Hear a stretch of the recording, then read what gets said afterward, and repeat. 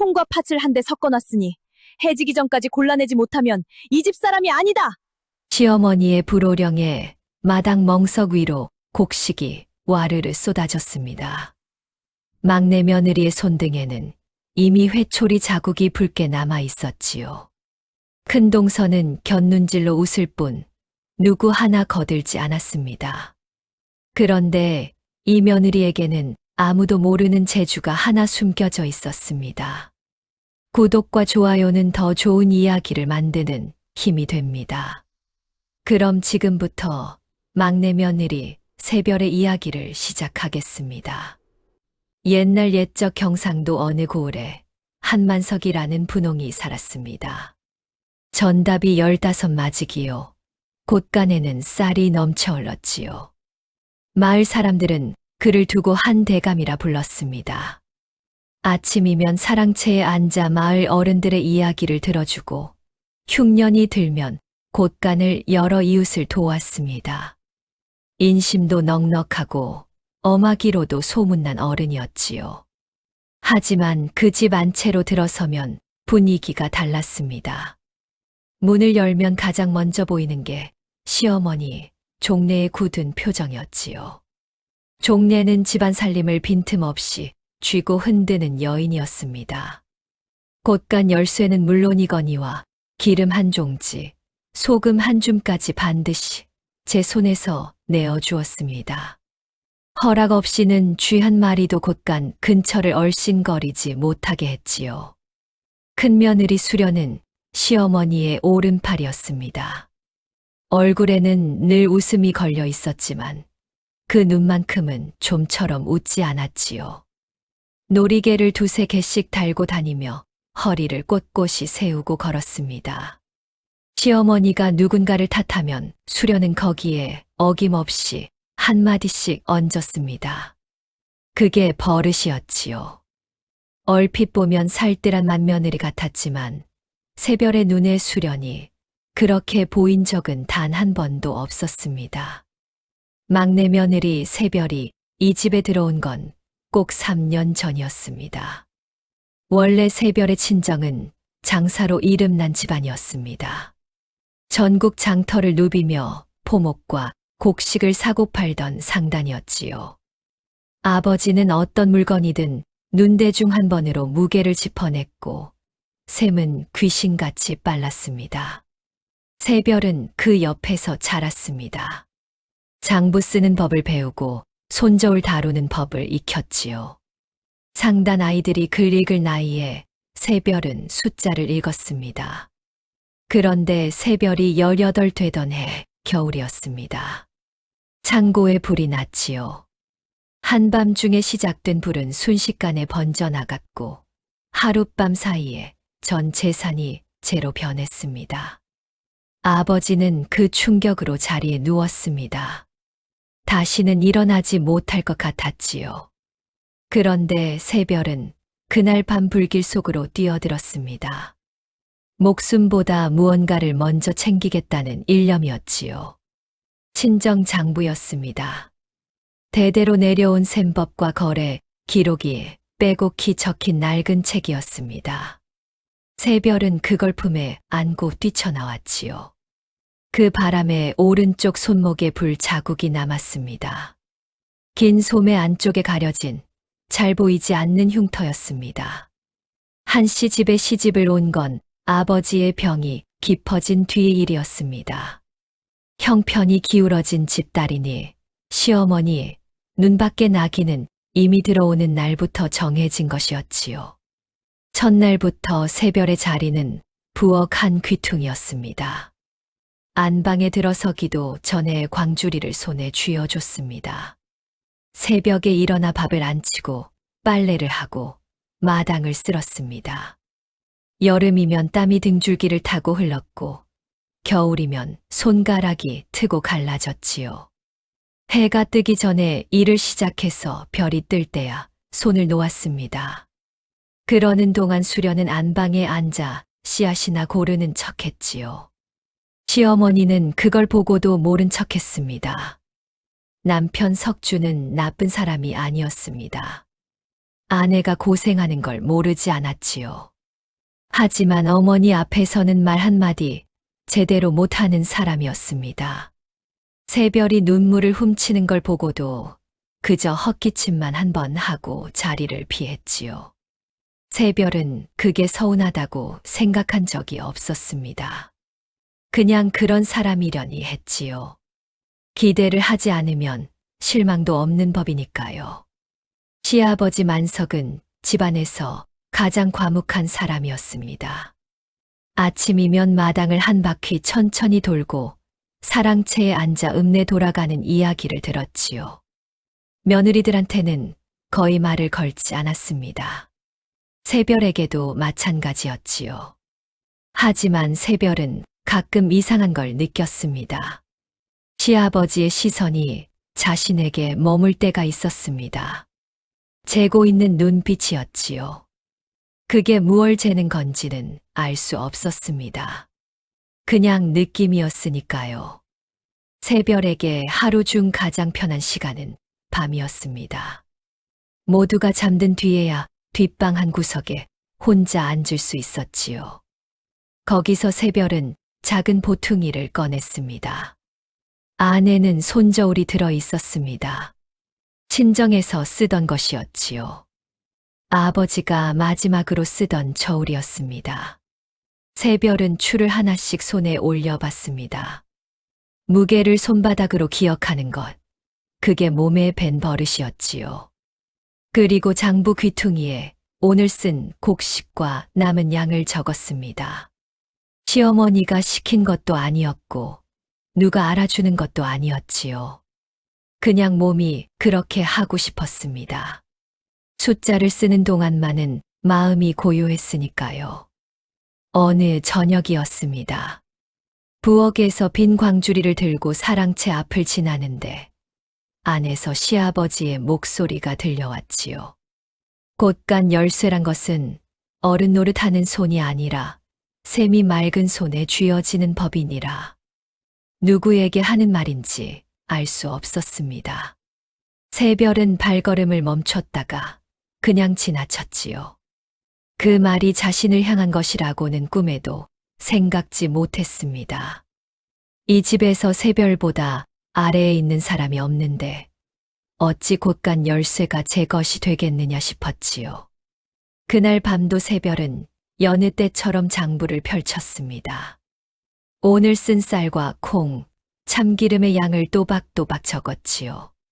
손저울을 꺼내 저울추의 무게를 다시 짚어봤습니다. 숫자들이 머릿속에서 조용히 자리를 잡았지요. 새별은 그게 좋았습니다. 세상이 아무리 시끄러워도 숫자만은 거짓말을 하지 않았으니까요. 등잔불이 작아졌습니다. 새별은 장부를 덮고 손저울을 보퉁이 안에 고이 넣었습니다. 내일도 새벽 딸기 울기 전에 일어나야 했지요. 눈을 감으면서 새별은 생각했습니다. 이 집에서 자신에게 허락된 것은 이 작은 뒷방과 이 낡은 저울과 이 장부뿐이라고. 하지만 그것만으로도 지금은 충분하다고. 아직은 그렇게 생각할 수 있었습니다. 이튿날 아침이었습니다. 새별이 마당을 쓸고 있는데 시어머니 종례가 안채 문을 활짝 열고 나왔지요. 막내야. 새별은 빗자루를 든 채로 고개를 숙였습니다. 어젯밤 부엌에 들어갔더니 쌀독 뚜껑이 반쯤 열려 있더라. 내가 했느냐? 아니옵니다. 저는 부엌에서 마지막으로 나올 때 뚜껑을 꼭 닫았사옵니다. 누가 그걸 믿냐? 닫는 신용만 했겠지. 그 말에 수련이 안채 쪽에서 얼굴을 내밀었습니다. 어머님, 어젯밤에 제가 물 한 모금 마시러 잠깐 들어갔다 나왔어요. 혹시 제가 깜박한 건지도 모르겠네요. 목소리는 부드러웠습니다. 하지만 입꼬리가 아주 조금 올라가 있었지요. 새별은 그걸 놓치지 않았습니다. 수련아, 내가 그럴 리가 있나. 부지런하고 꼼꼼한 애가. 아무래도 막내가 대충 한 거겠지. 종례는 더 따지지 않았습니다. 그걸로 결론이 난 것이었지요. 새별은 아무 말도 하지 않았습니다. 반박해봐야 소용없다는 걸 3년이 지나는 동안 배웠습니다. 대신 빗자루질을 계속했지요. 마당 구석 흙먼지가 천천히 한쪽으로 쓸렸습니다. 그날 오후였습니다. 새별이 빨랫감을 들고 우물 쪽으로 가는데 등 뒤에서 수런거리는 소리가 들렸습니다. 수련과 동네 아낙 하나가 담장 아래 서 있었지요. 저 집 막내 며느리는 어디서 굴러왔대. 가진 것도 없는 집딸이 여기 어떻게 들어왔대. 불난 집딸이래잖아. 아버지가 장사를 하다가 망했다지 뭐. 새별의 발걸음이 잠깐 느려졌습니다. 그리고 다시 빨라졌지요. 등 뒤의 목소리가 조금 더 커졌습니다. 저 손목에 있는 흉터 봤어. 흉측하기도 해라. 새별은 더 빠르게 걸었습니다. 우물에 도착해서 두레박을 내렸지요. 물이 출렁이며 올라왔습니다. 새별은 그 물속에 비친 자기 얼굴을 잠깐 들여다봤습니다.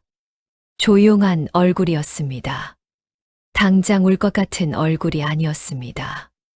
그게 다행이었지요.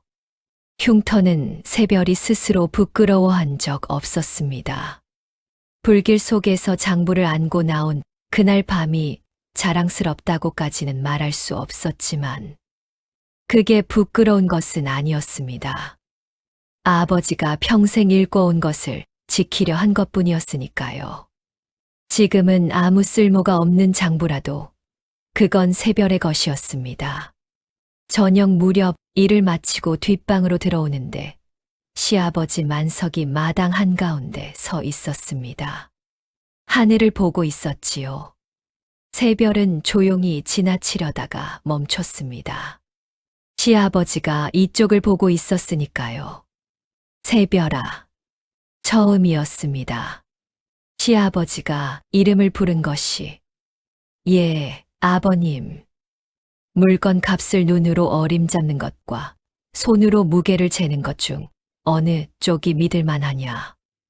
뜬금없는 물음이었습니다. 새별은 잠깐 생각했지요. 손으로 재는 쪽이옵니다. 눈은 속일 수 있지만 저울은 속이지 않사옵니다. 만석은 고개를 한번 끄덕이고는 사랑채 쪽으로 걸어갔습니다. 더 아무 말도 없었지요. 새별은 그 등을 바라보다가 뒷방으로 들어갔습니다. 이상한 대화였습니다. 무슨 뜻인지 몰랐지요. 그냥 어르신이 심심해서 물으신 것이려니 했습니다. 그날 밤도 장부를 펼쳤습니다. 오늘 쓴 것들을 빼곡히 적고 손저울을 꺼내 무게를 짚었지요. 숫자가 맞아떨어질 때마다 새별은 작은 숨을 내쉬었습니다. 오늘 하루도 이렇게 끝났습니다. 내일도 같은 하루가 올 것이었지요. 새별은 그렇게 생각하며 눈을 감았습니다. 다음 날도 그 다음 날도 새별의 하루는 비슷했습니다. 새벽 딸기 울기 전에 일어나 불을 지피고 해가 지고 나서야 물러났지요. 그 사이에 빨래와 마당 쓸기와 밥 짓기와 나물 다듬기가 끼어들었습니다. 하루에 몇 걸음을 걷는지 세어본 적은 없었지만 발바닥이 저녁마다 뻐근했지요. 그런데 그 고단함 안에 이상한 게 있었습니다. 부엌에 있을 때만큼은 마음이 조용했지요. 솥에 불을 떼면서 불길이 오르내리는 것을 보는 것이 좋았습니다. 밥 냄새가 번져 나올 때가 좋았지요. 그건 어릴 때 친정 부엌에서 느끼던 것과 같았습니다. 아버지가 장부를 쓰는 소리가 들리고 어머니가 나무를 볶는 냄새가 나던 그 부엌이었지요. 새별이 이 집 부엌을 처음 들어섰을 때 낯설었지만 낯설지 않았던 이유가 그것이었습니다. 냄새가 비슷했지요. 불 때는 냄새와 밥 익는 냄새는 어느 집이나 같았습니다. 봄이 되면서 마당 한쪽 텃밭에 쑥이 올라왔습니다.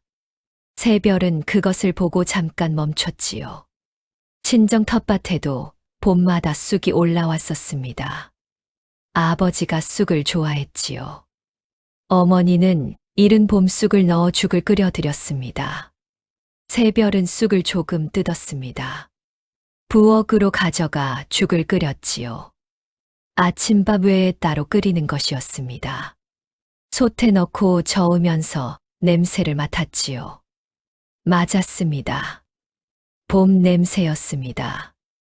그 죽을 아침상에 올렸습니다. 종례가 죽 그릇을 보더니 눈살을 찌푸렸지요. 이게 뭐냐? 쑥죽이옵니다. 봄에 먹으면 몸에 좋다고 하였사옵니다. 종례는 더 말하지 않았습니다. 젓가락을 들어 한 숟가락 떠먹었지요. 다 먹었습니다. 남기지 않았습니다. 하지만 맛있다거나 잘했다거나 하는 말은 없었지요. 새별은 그것으로 충분했습니다. 만석이 그날 아침상에서 죽 그릇을 보고 물었지요. 이 집에서 쑥죽을 끓인 건 처음이구나. 예, 아버님. 봄에 올라온 쑥으로 끓였사옵니다. 만석은 죽을 한 숟가락 뜨고 말이 없었습니다. 괜찮다. 그뿐이었지요. 하지만 새별은 그 말을 오래 기억했습니다. 이 집에서 만석이 음식에 대해 말을 한 것이 처음이었으니까요. 저녁이 되어 뒷방에 앉으면서 새별은 오늘 있었던 일들을 떠올렸습니다. 쑥을 뜯은 것, 죽을 끓인 것, 종례가 다 먹은 것, 만석이 괜찮다고 한 것.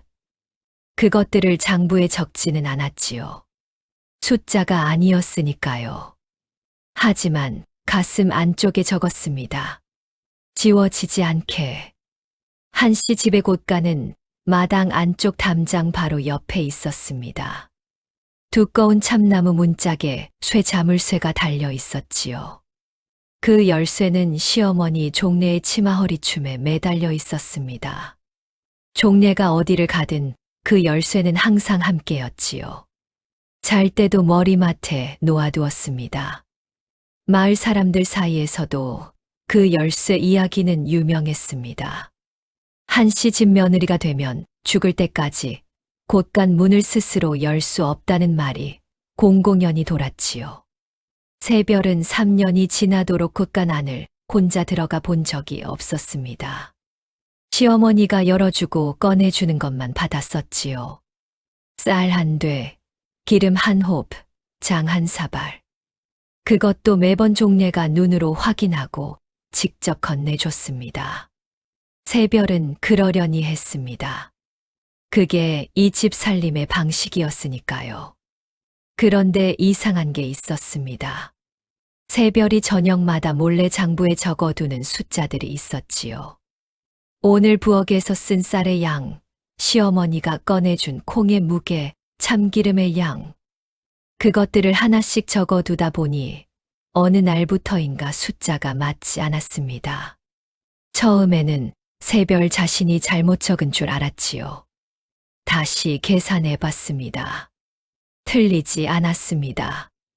곳간에서 꺼낸 것보다 부엌에서 쓴 것이 적었습니다.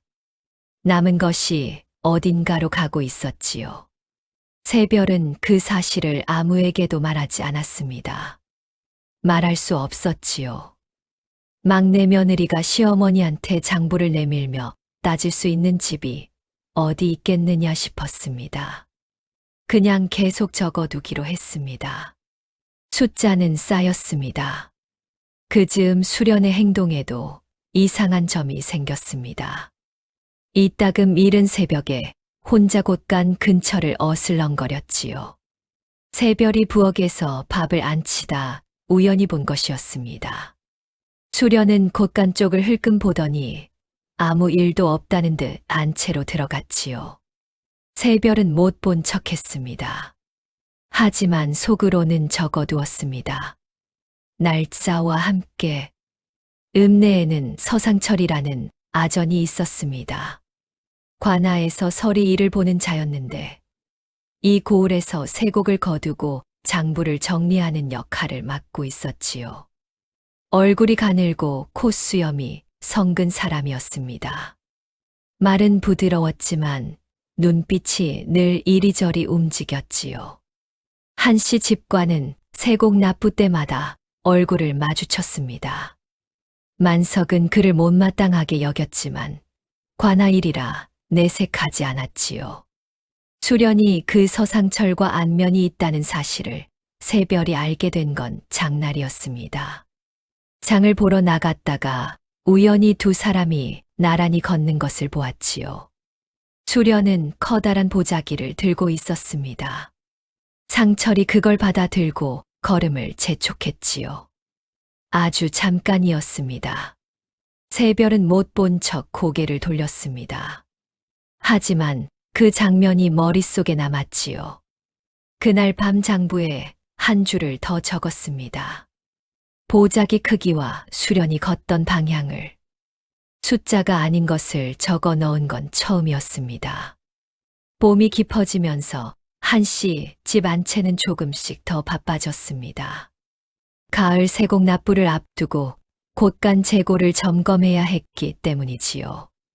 만석은 해마다 이맘때면 직접 곳간을 여러 양을 확인했습니다. 종례가 그 옆에 서서 이름을 불러주면 만석이 눈으로 헤아리는 방식이었지요.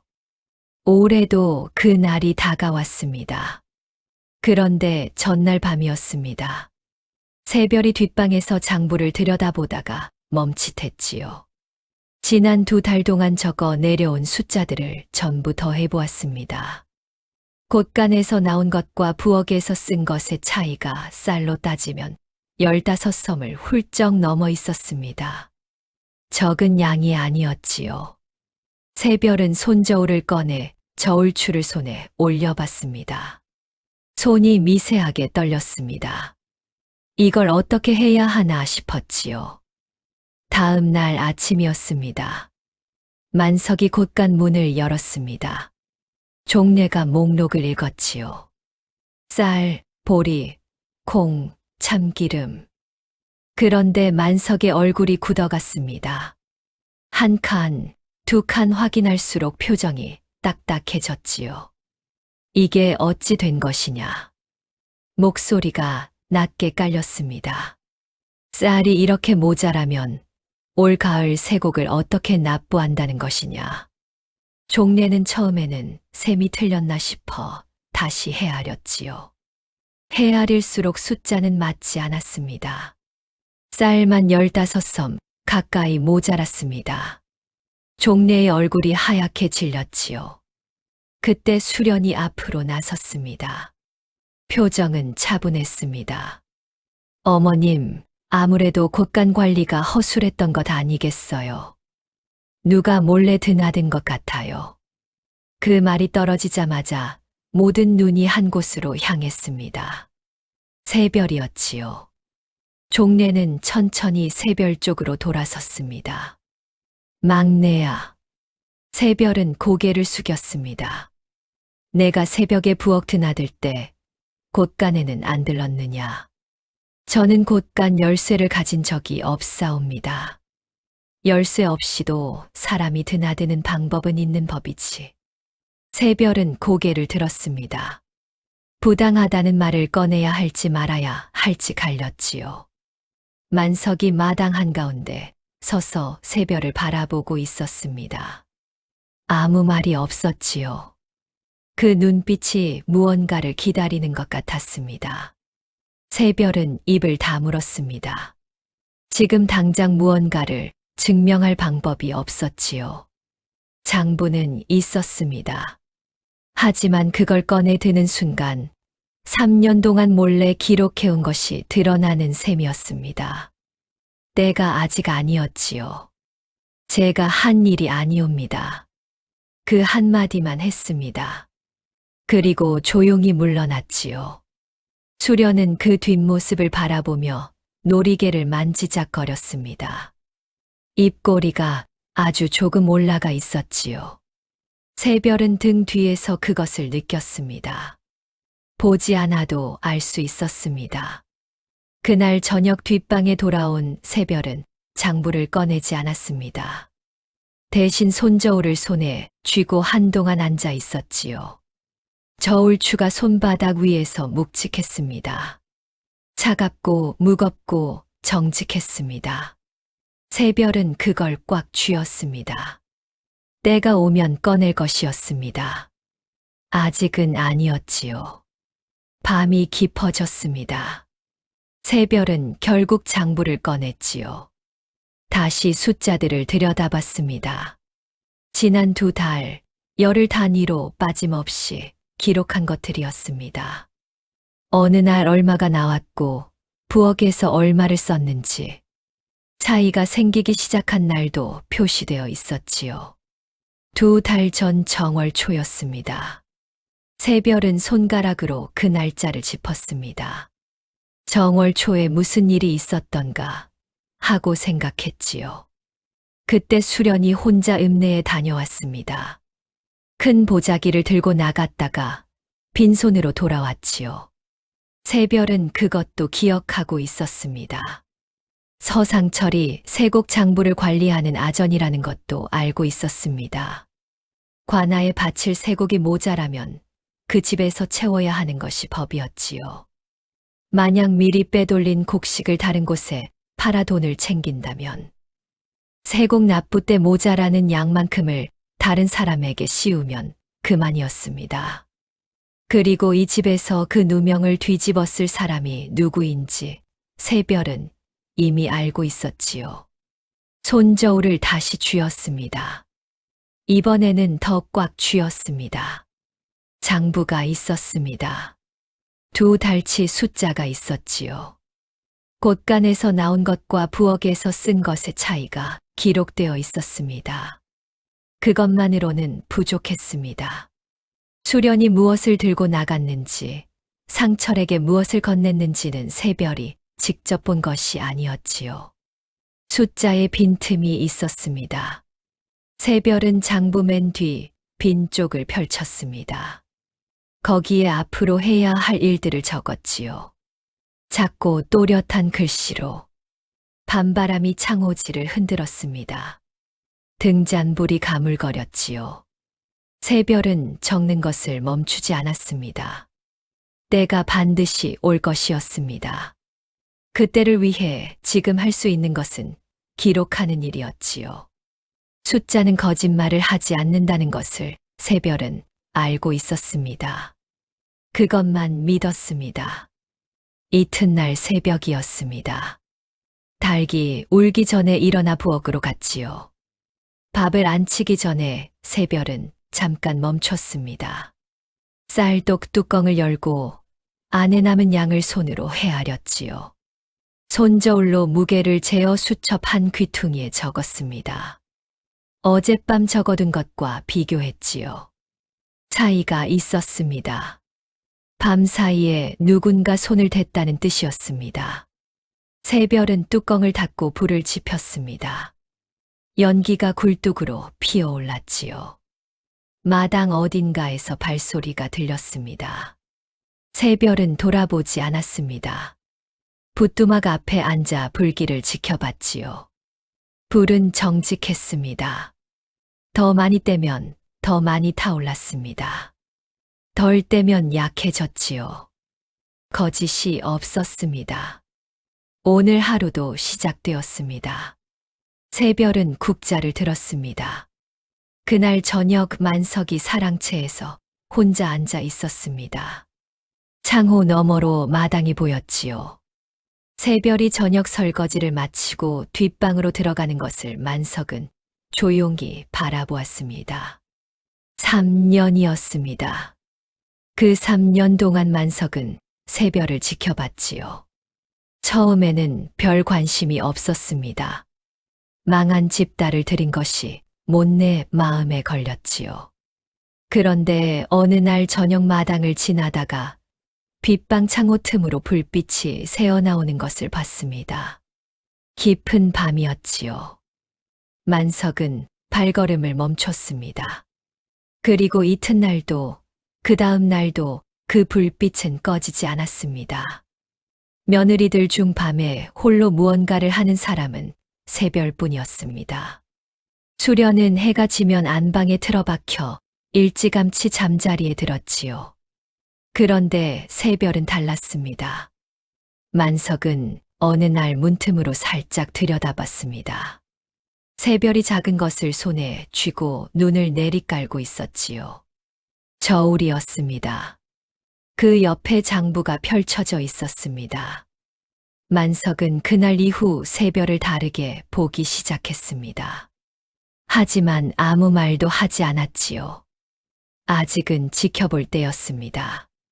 사람을 빨리 판단하는 것은 만석이 평생 경계해 온 일이었습니다. 샘이 맑은 손인지 아닌지는 위기가 닥쳐봐야 아는 것이었지요. 그리고 지금 그 위기가 왔습니다. 만석은 찻잔을 들었다가 내려놓았습니다. 곳간에서 모자란 15섬의 쌀, 수련의 차분한 얼굴, 새별에 잘린 듯한 한마디. 만석은 그 셋을 머릿속에서 나란히 놓아보았지요. 아직은 아무것도 확실하지 않았습니다. 하지만 만석은 오래 장사하고 살림해온 사람이었지요. 숫자가 맞지 않을 때 그 이유는 반드시 어딘가에 있었습니다. 없어진 것은 저절로 없어지지 않는다는 것을 알고 있었습니다. 며칠을 더 두고 볼 참이었습니다. 그 안에 진실이 스스로 고개를 들 것이라고 만석은 생각했습니다. 사람도 숫자와 같았지요. 오래 들여다보면 거짓이 드러나는 법이었습니다. 창밖에서 바람이 지나갔습니다. 마당 귀퉁이, 대나무가 살랑거렸지요. 만석은 창호를 닫고 자리에 앉았습니다. 밖이 완전히 어두워진 것도 몰랐습니다. 새별이 장부를 들고 처음으로 만석 앞에 앉았을 때를 생각했지요.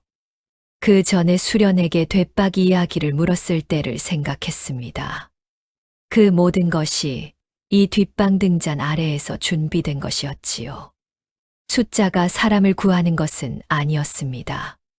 사람이 숫자를 믿을 때 숫자가 편이 되어 주는 것이었지요. 새별은 그것을 몸으로 배웠습니다. 아버지에게 물려받은 손저울이 그 몸에 새긴 것이었지요. 다음 날도 닭이 울기 전에 일어나야 했습니다. 새별은 눈을 감았지요. 손저울이 손 안에 있었습니다. 차갑고 묵직했지요. 새별은 그걸 꽉 쥔 채 잠들었습니다. 며칠이 지났습니다. 한시 집 안채는 겉으로는 조용했지만 속은 달랐지요. 종래는 아침마다 새별을 불러 세워 신문하듯 물었습니다. 새별은 매번 같은 대답을 했지요. 저는 곳간 열쇠를 가진 적 없습니다. 그 한마디뿐이었습니다. 수련은 그 옆에서 아무 말도 하지 않았습니다. 말하지 않아도 충분했지요. 시어머니가 알아서 새별을 몰아붙이고 있었으니까요. 수련은 그저 차를 마시며 창밖을 바라봤습니다. 그러던 어느 날 아침이었습니다. 관아에서 사람이 왔지요. 서상철이었습니다. 흰 도포 차림의 갓을 눌러쓰고 마당으로 들어섰습니다. 만석이 사랑채에서 나와 맞았지요. 한 어른, 이번 가을 세곡 납부 기한이 보름 앞으로 다가왔습니다. 작년에 비해 배정량이 조금 늘어서 알려드리러 왔습니다요. 만석은 표정 없이 들었습니다. 얼마나 늘었소? 10섬이 더 됩니다요. 워낙 위에서 내려온 것이라 어찌할 수가 없습니다요. 만석의 눈이 가늘어졌습니다. 10년 넘게 세곡을 납부해 왔지만 이렇게 갑자기 늘어난 것은 처음이었지요. 그런데 상철의 눈빛이 이상했습니다. 만석을 보는 것 같으면서 안채 쪽을 흘끔 보는 것 같기도 했지요. 알겠소. 준비하리다. 상철이 돌아갔습니다. 만석은 그 뒷모습을 오래 바라봤지요. 그날 오후였습니다. 종례가 다시 곳간을 열고 양을 헤아렸습니다. 이번에는 직접 손으로 돛박을 세웠지요. 얼굴이 점점 굳어갔습니다. 헤아릴수록 숫자는 부족했습니다. 갑자기 늘어난 세곡 배정량에 이미 모자란 곳간 곡식까지 더하니 도저히 맞출 수 없는 상황이었지요. 종례는 안채로 들어와 자리에 털썩 앉았습니다. 이를 어찌한다. 수련이 곁에 앉았습니다. 목소리를 낮췄지요. 어머님, 제가 보기엔 처음부터 막내가 수상합니다. 새벽마다 일찍 일어나 부엌과 마당을 드나드는데 그 사이에 못할 일이 뭐 있겠어요. 그렇지만 열쇠는 내가 갖고 있었는데 어머님이 주무실 때는 머리맡에 두시잖아요. 그 사이에 잠깐 쓰고 돌려놓으면 모르지요. 종례의 눈빛이 흔들렸습니다. 수련의 말이 틀리지는 않았지요. 잠든 사이에 열쇠를 가져간다면 모를 수도 있었습니다. 그러면 막내가 그걸 어디다 팔았단 말이냐. 막내 친정이 망한 집이잖아요. 아버지 약값도 있을 것이고. 종례는 입술을 깨물었습니다. 수련의 목소리는 부드러웠지만 한마디 한마디가 모처럼 박혔지요. 새별은 부엌에서 그 소리를 듣고 있었습니다. 문이 얇아서 안채 소리가 흘러나왔지요. 손이 멈췄습니다. 아버지 약값이라는 말에 가슴이 잠깐 서늘했습니다. 하지만 그뿐이었지요. 새별은 다시 손을 움직였습니다. 그날 저녁이었습니다. 만석이 새별을 불렀습니다. 사랑채 앞마당이었지요. 종례와 수련도 나와 있었습니다. 새별아, 세곡이 모자란다. 이 집에서 책임을 져야 한다. 새별은 고개를 숙였습니다. 그 책임이 내 것이라 하면 어떻게 하겠느냐. 조용한 물음이었습니다. 위협이 아니었지요. 시험처럼 들렸습니다. 새별은 잠깐 숨을 골랐습니다. 그리고 고개를 들었지요. 아버님, 저는 한 일이 없사옵니다.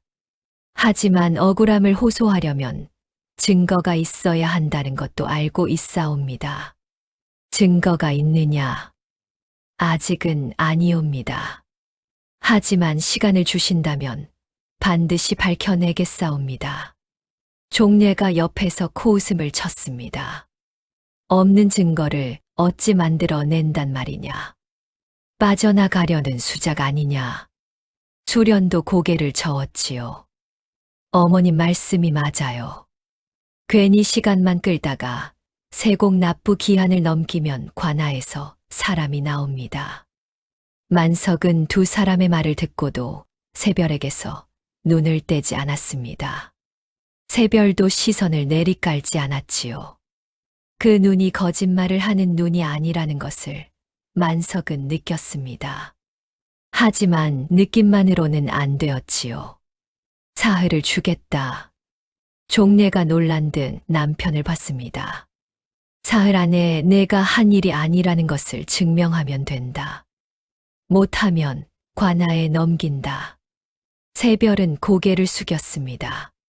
감사하옵니다, 아버님. 그리고 물러났지요. 뒷방으로 돌아온 새별은 문을 닫고 앉았습니다. 사흘이었지요. 손이 떨렸습니다. 하지만 잠깐뿐이었습니다. 새별은 장부를 꺼냈습니다. 그리고 손저울도 꺼냈지요. 지금까지 모은 것들을 다시 훑었습니다.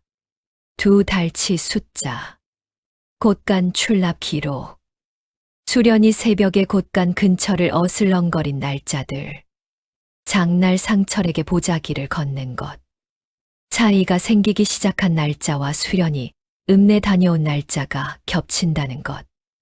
하나하나는 약했습니다. 하지만 다 모으면 달랐지요. 숫자는 흐름을 보여주었습니다. 흐름이 있다면 증명할 수 있었습니다. 새별은 장부 세 쪽을 펼쳤습니다. 그리고 처음부터 다시 정리하기 시작했지요. 날짜 순서대로, 수치 순서대로. 빈틈이 어디인지도 함께 표시했습니다. 그 빈틈을 사흘 안에 채워야 했지요. 등잔불이 가물거렸습니다. 새별은 불을 돋우었습니다. 오늘 밤은 잠들 수 없었지요. 이튿날 새벽이었습니다. 닭이 울기도 전에 새별이 부엌으로 갔습니다. 밥을 안 치기 전에 먼저 쌀독 앞에 섰지요. 손저울을 꺼내 남은 쌀을 조금 덜어 무게를 쟀습니다. 그리고 어젯밤 적어둔 수치와 비교했지요. 차이가 있었습니다. 밤 사이에 또 누군가 손을 댔습니다. 새별은 그 수치를 장부에 적었습니다. 날짜와 시간까지 함께. 그날 낮이었습니다.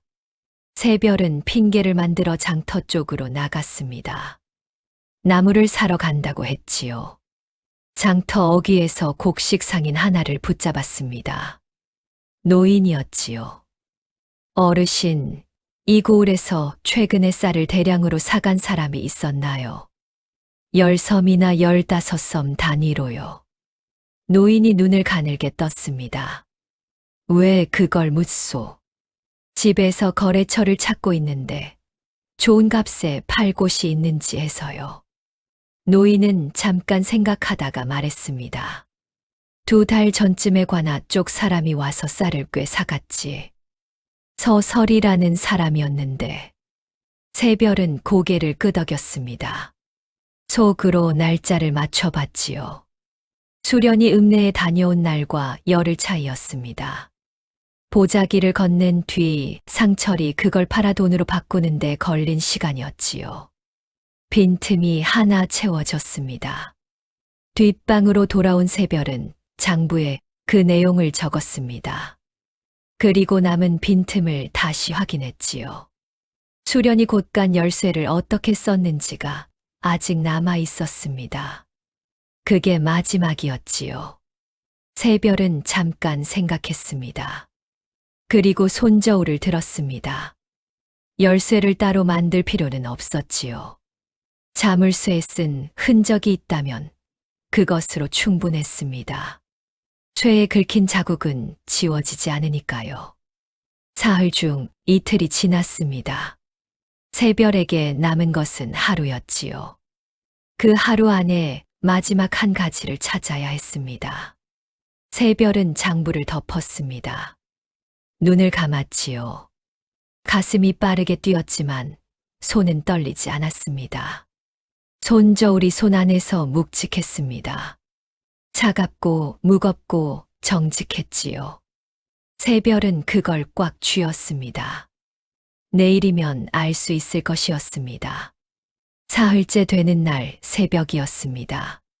새별은 눈을 뜨자마자 장부를 집었지요. 정리해둔 내용을 처음부터 다시 읽었습니다. 날짜, 수치, 수련의 행적, 상철의 이름, 그리고 자물쇠에 남은 흔적. 어젯밤 늦게 새별은 곳간 문 앞에 다가갔습니다. 등잔 하나를 들고 자물쇠 가까이 들이댔지요. 최 자물쇠 옆면에 가느다란 긁힌 자국이 여럿 있었습니다. 열쇠 구멍 주변이었지요. 진짜 열쇠를 쓰면 날 수 없는 자국이었습니다. 뭔가 가는 것으로 쑤셔 넣어 열었다는 뜻이었지요. 새별은 그 자국들을 손가락으로 짚어보았습니다. 그리고 장부에 그 위치와 방향을 작은 그림으로 그려 넣었습니다. 이제 세 가지가 갖춰졌습니다. 2달치 출납 장부, 장날 상인의 증언, 자물쇠의 긁힌 흔적. 하나하나는 약해도 셋이 모이면 흐름이 보였지요. 새별은 장부를 접어 품에 넣었습니다. 손저울도 챙겼지요. 그리고 방문을 열었습니다. 아직 날이 밝지 않았지요. 마당이 어스름했습니다.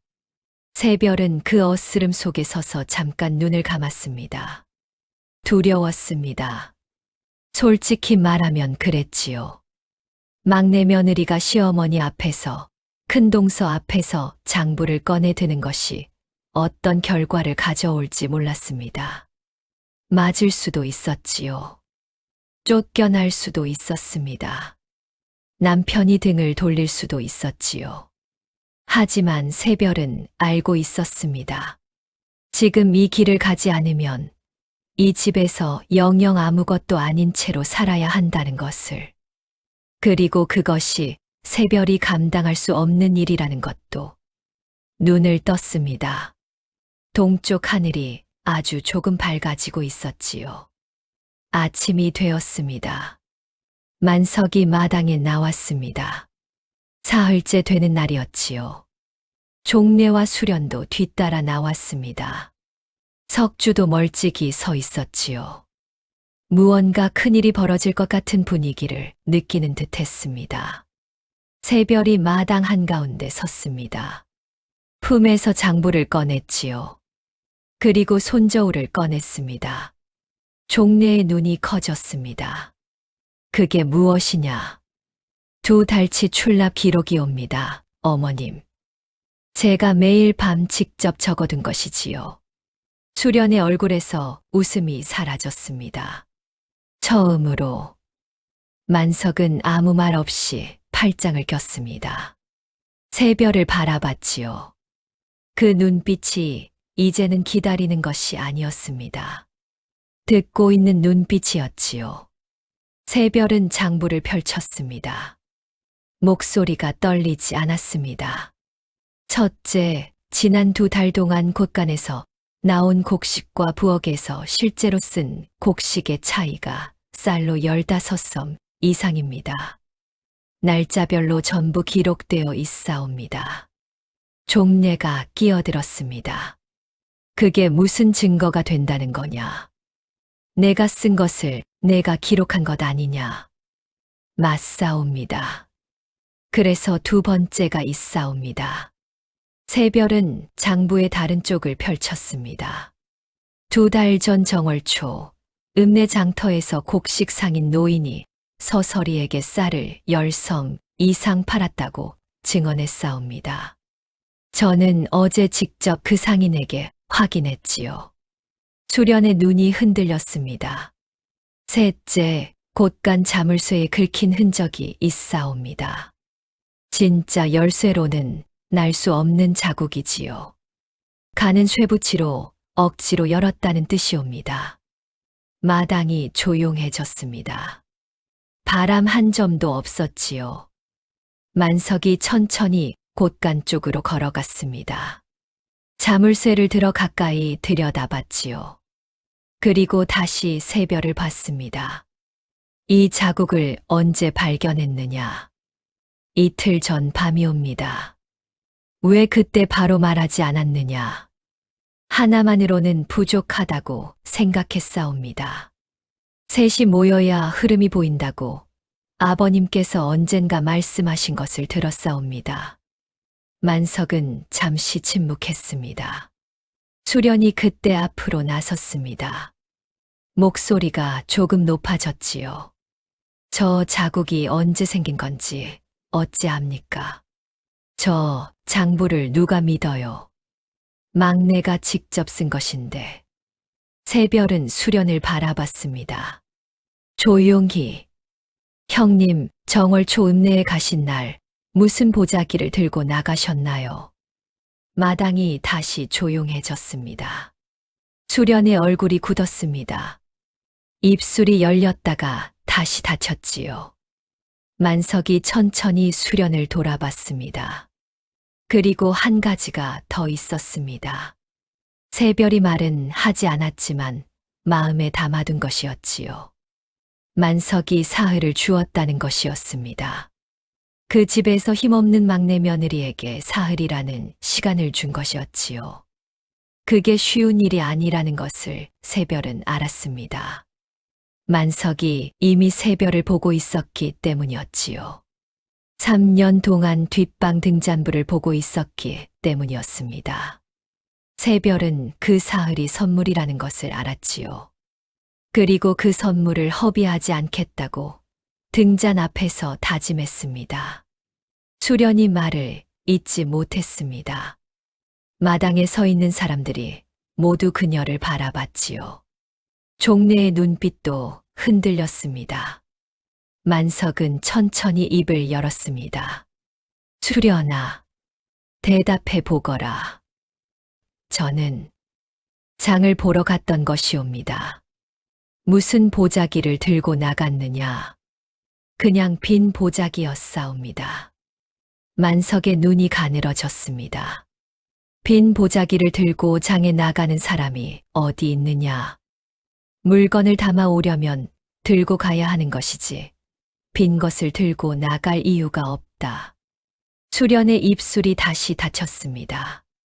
그 침묵이 대답이었지요. 만석은 더 다그치지 않았습니다. 대신 새별을 봤습니다. 내가 말한 상인이 누구냐? 장터 어귀곡식전 노인이옵니다. 직접 여쭤보시면 아실 것이옵니다. 만석은 고개를 한번 끄덕였습니다. 그리고 마당을 가로질러 사랑채로 들어갔지요. 곧바로 하인 하나를 불러 읍내로 보냈습니다. 그날 오후 하인이 돌아왔습니다. 만석에게 무언가를 귀에 대고 속삭였지요. 만석의 얼굴이 굳어졌습니다. 저녁이 되어서야 만석이 다시 마당에 나왔습니다. 이번에는 수련을 불렀지요. 상인이 확인해 줬다. 서설이가 정월 초에 쌀 12섬을 사갔다고.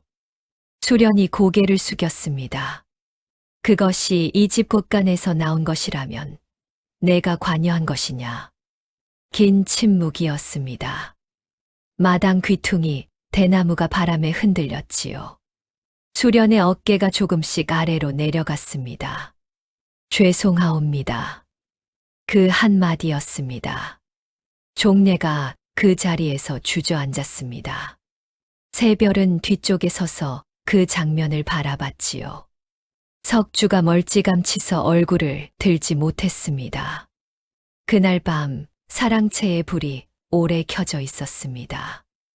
만석이 혼자 앉아 있는 것이었지요. 새별은 뒷방에서 장부를 덮었습니다.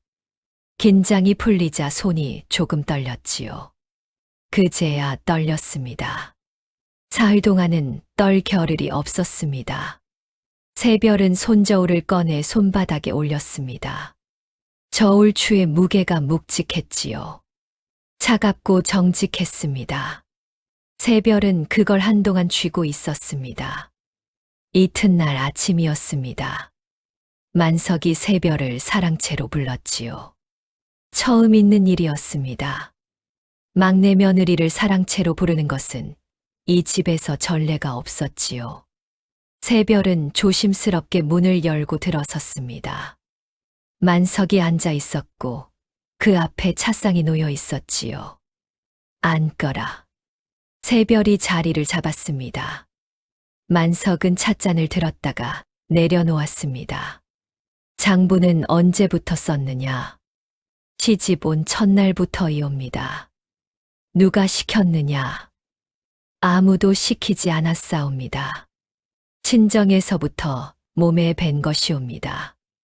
만석은 잠시 새별을 바라봤습니다. 친정이 상단이었다고 들었다. 예, 아버님. 포목과 곡식을 다루던 집이었사옵니다. 불이 났을 때 장부를 들고 나왔다는 것도 들었다. 새별은 잠깐 놀랐습니다. 그 이야기를 아는 사람이 이 집에 없었는데 싶었지요. 만석이 어떻게 알았는지 물을 수 없었습니다. 그저 고개를 숙였지요. 손목에 남은 것이 그때 흉터냐? 예, 아버님. 만석은 찻잔을 다시 들었습니다. 천천히 한 모금 마셨지요. 3년 동안 고생이 많았다. 새별은 고개를 더 숙였습니다. 목이 조금 메었지요. 그 한마디가 3년치 무게를 가졌습니다. 새별은 아무 말도 하지 않았습니다. 할 수 없었지요. 손저울은 내 것이냐. 친정 아버지께서 쓰시던 것이옵니다. 만석이 고개를 끄덕였습니다. 가져라. 그것으로 대화는 끝났습니다. 새별은 자리에서 일어나 저를 올리고 물러났지요. 사랑채 문을 닫으면서 새별은 잠깐 눈을 감았습니다. 눈물이 나올 것 같았지요. 나오지는 않았습니다. 새별은 다시 걸었습니다. 그날부터 집안이 조금씩 달라졌습니다. 수련은 사흘을 방에서 나오지 않았지요.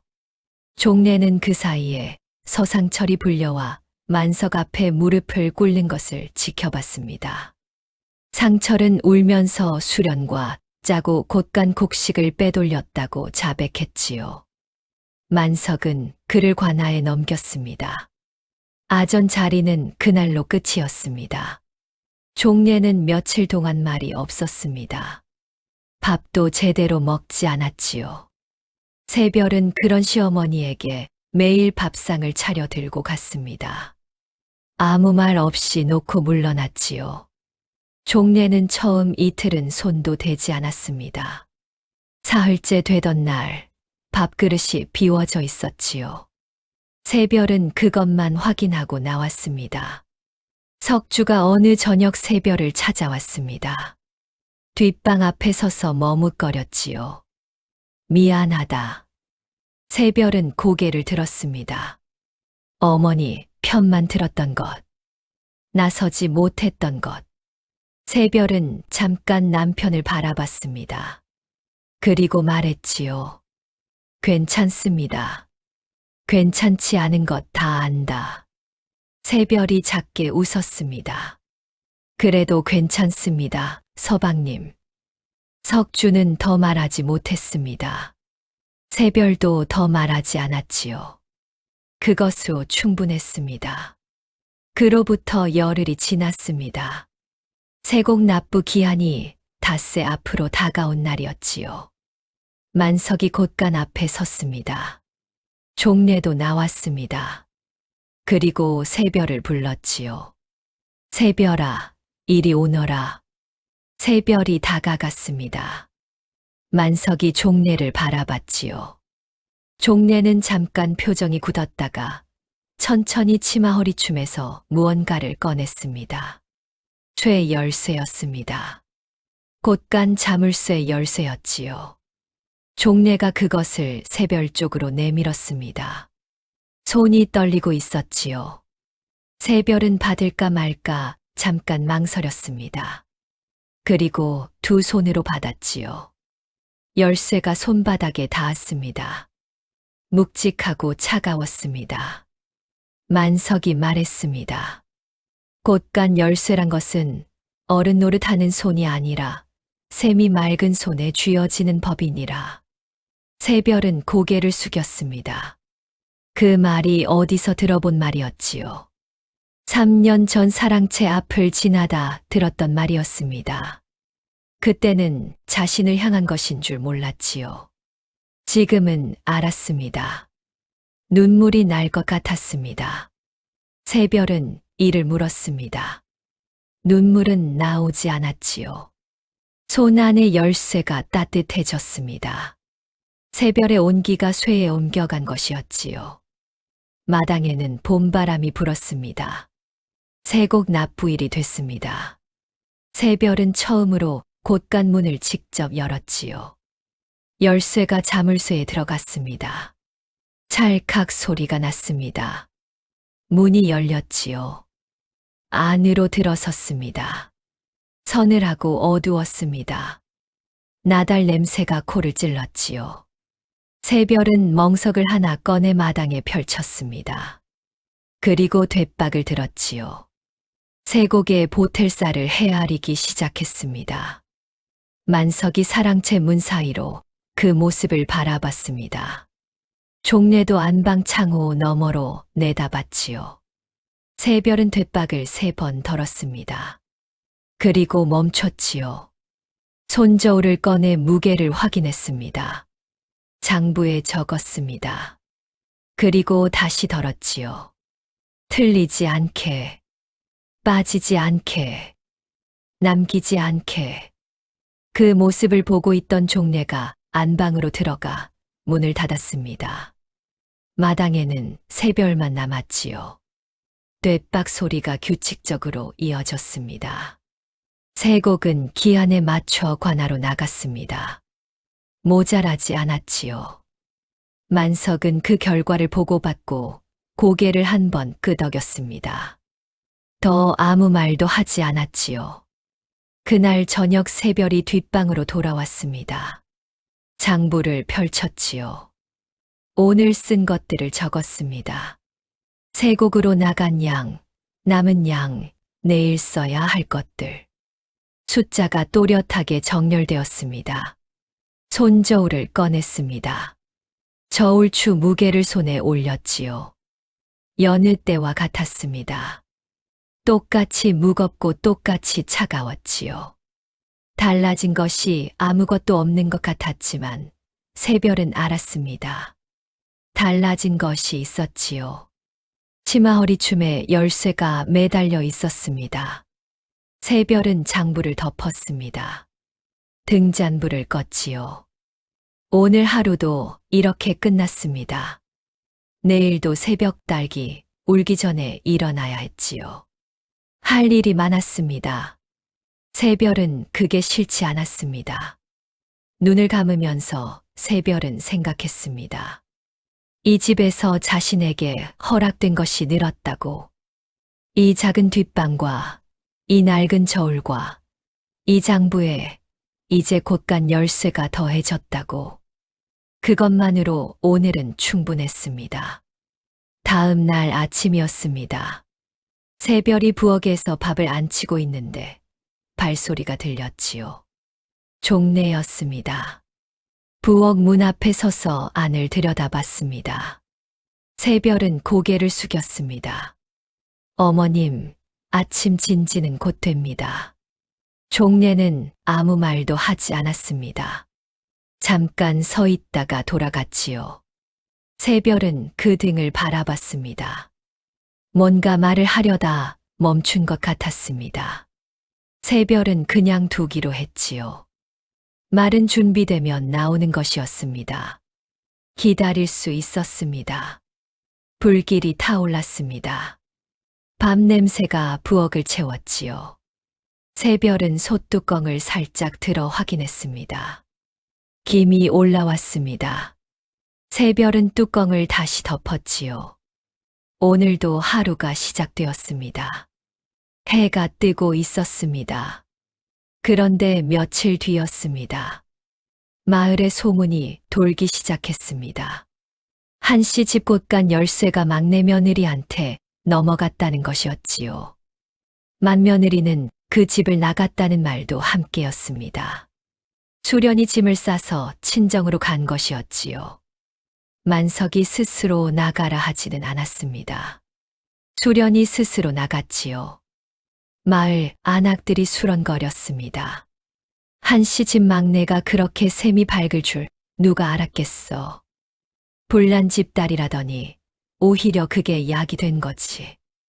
곳간 열쇠가 막내한테 갔으니 앞으로 한씨 집 살림은 달라질 것이야.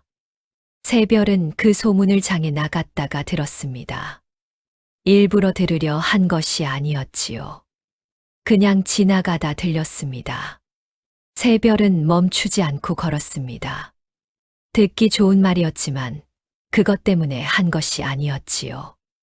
그저 숫자가 맞아야 한다고 생각했을 뿐이었습니다. 거짓이 없어야 한다고. 그게 새별이 친정에서 배운 것이었지요. 아버지가 가르쳐 준 것이었습니다. 장터 어귀를 지나다 상인 노인과 마주쳤습니다. 아이고, 그때 그 처자구먼. 일이 잘 됐다고 들었네. 덕분이옵니다, 어르신. 노인이 웃었습니다. 사람이 셈을 밝히면 세상이 밝아지는 법이지. 어르신한테서 들은 말인데, 자네도 이제 그 어르신이 됐군 그래. 새별은 고개를 숙였습니다. 그 말이 오래 마음에 남았지요. 집으로 돌아오는 길이었습니다. 봄 햇살이 따뜻했습니다. 새별은 치마 허리춤에 달린 열쇠를 손으로 짚어봤습니다. 묵직했지요. 따뜻했습니다. 새별 몸에서 온기가 옮겨간 것이었지요. 아직 해야 할 일이 많았습니다. 여름이 오기 전에 곳간을 정비해야 했지요. 가을 세곡을 위한 저축도 다시 시작해야 했습니다. 장부를 새로 써야 했지요. 해야 할 것들이 머릿속에서 줄을 섰습니다. 새별은 걸음을 조금 빨리 했습니다. 집이 가까워지고 있었지요. 그 무렵 한 가지 일이 더 있었습니다. 이웃 마을에서 곡식을 꾸러오는 사람이 생긴 것이었지요.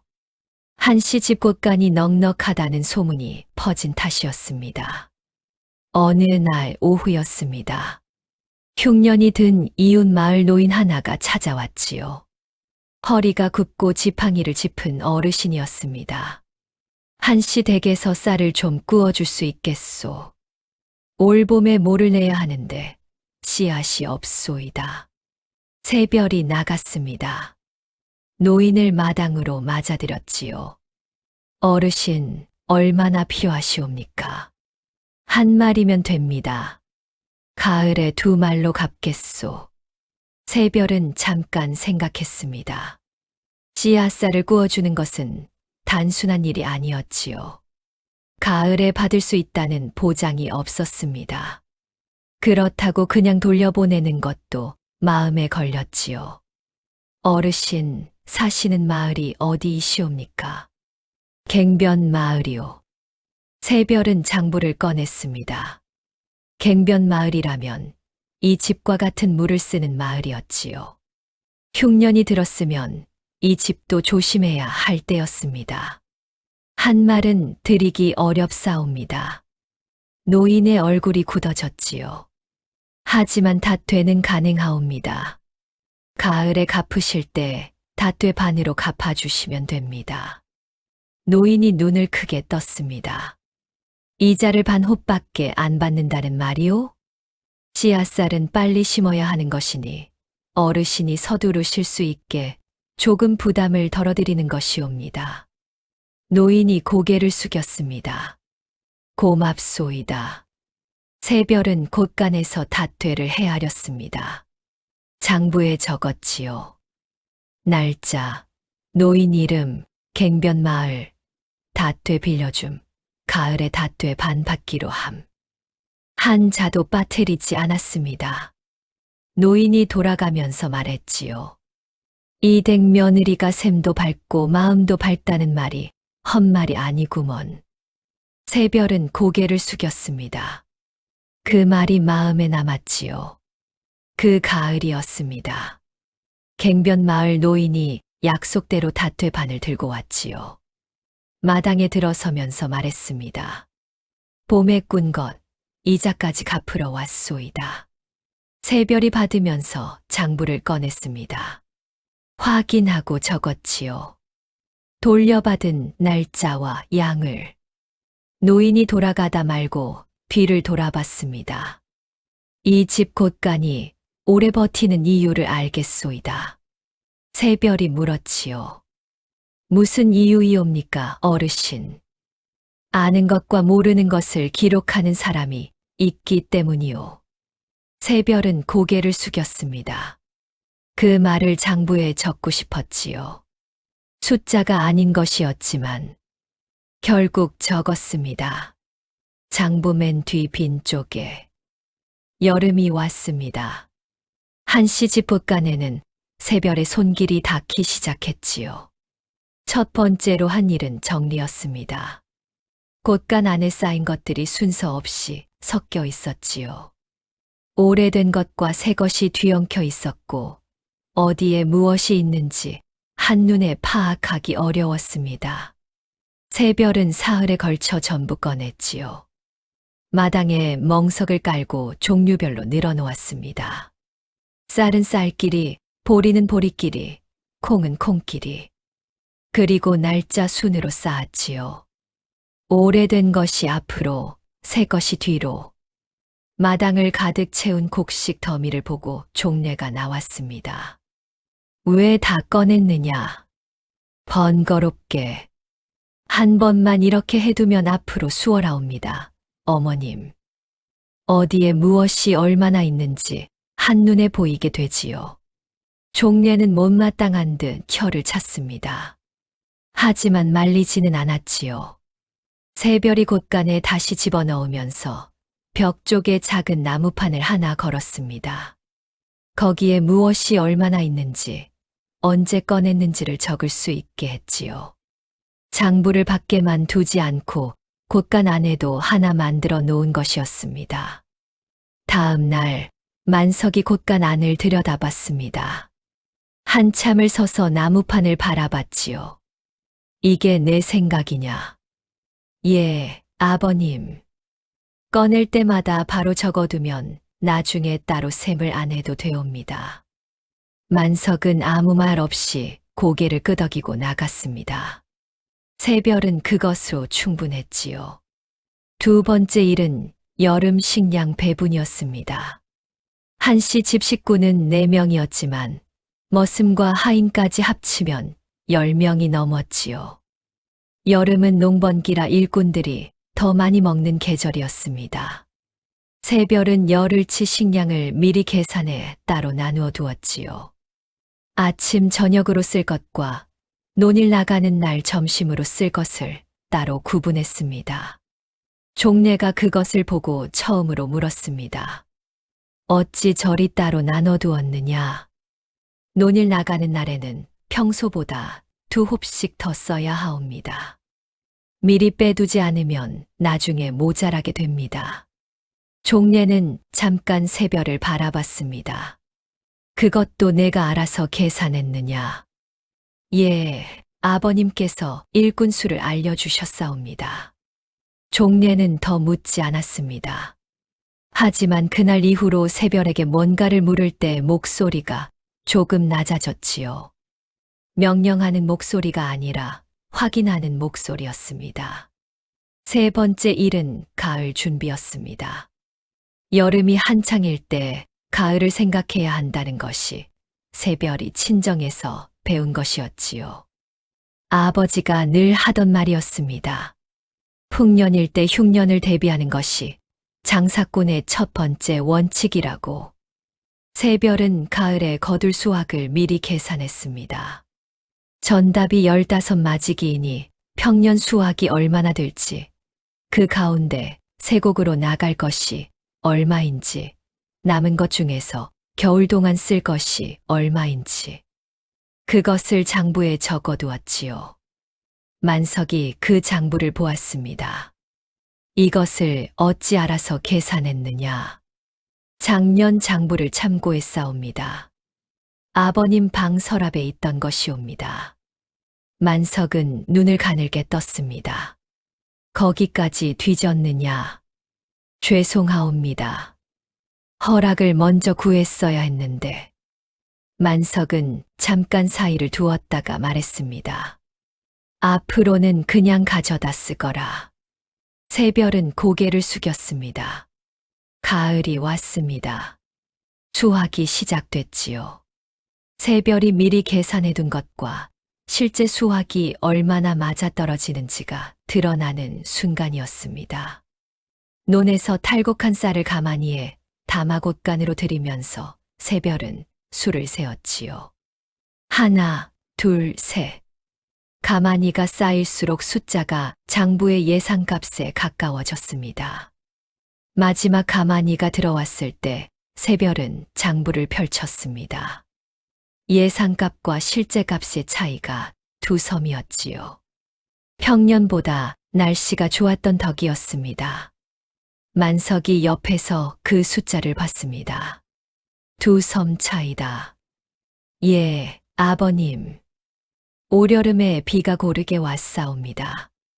만석은 코웃음 비슷한 소리를 냈습니다. 비웃는 것이 아니었지요. 새별은 그것이 웃음이라는 걸 알았습니다. 이 집에서 시아버지 웃음을 들은 건 처음이었지요. 그날 저녁이었습니다. 종례가 부엌으로 들어왔습니다. 새별이 저녁 준비를 하고 있었지요. 종례는 새별 옆에 서서 아무 말도 하지 않았습니다. 잠깐이었지요.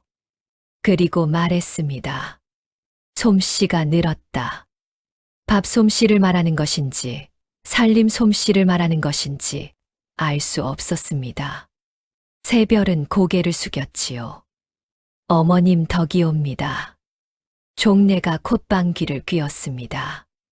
하지만 자리를 뜨지 않았지요. 잠깐 더 서 있다가 천천히 나갔습니다. 새별은 그 등을 바라봤습니다. 웃음이 날 것 같았지요. 참았습니다. 뒤돌아보고 웃으면 실례였으니까요. 겨울이 왔습니다. 첫눈이 내리던 날이었지요. 새별은 곧간 문을 열었습니다. 안을 들여다봤습니다. 차곡차곡 쌓인 가마니들이 보였지요. 나무판에는 오늘 날짜까지 빠짐없이 기록이 되어 있었습니다.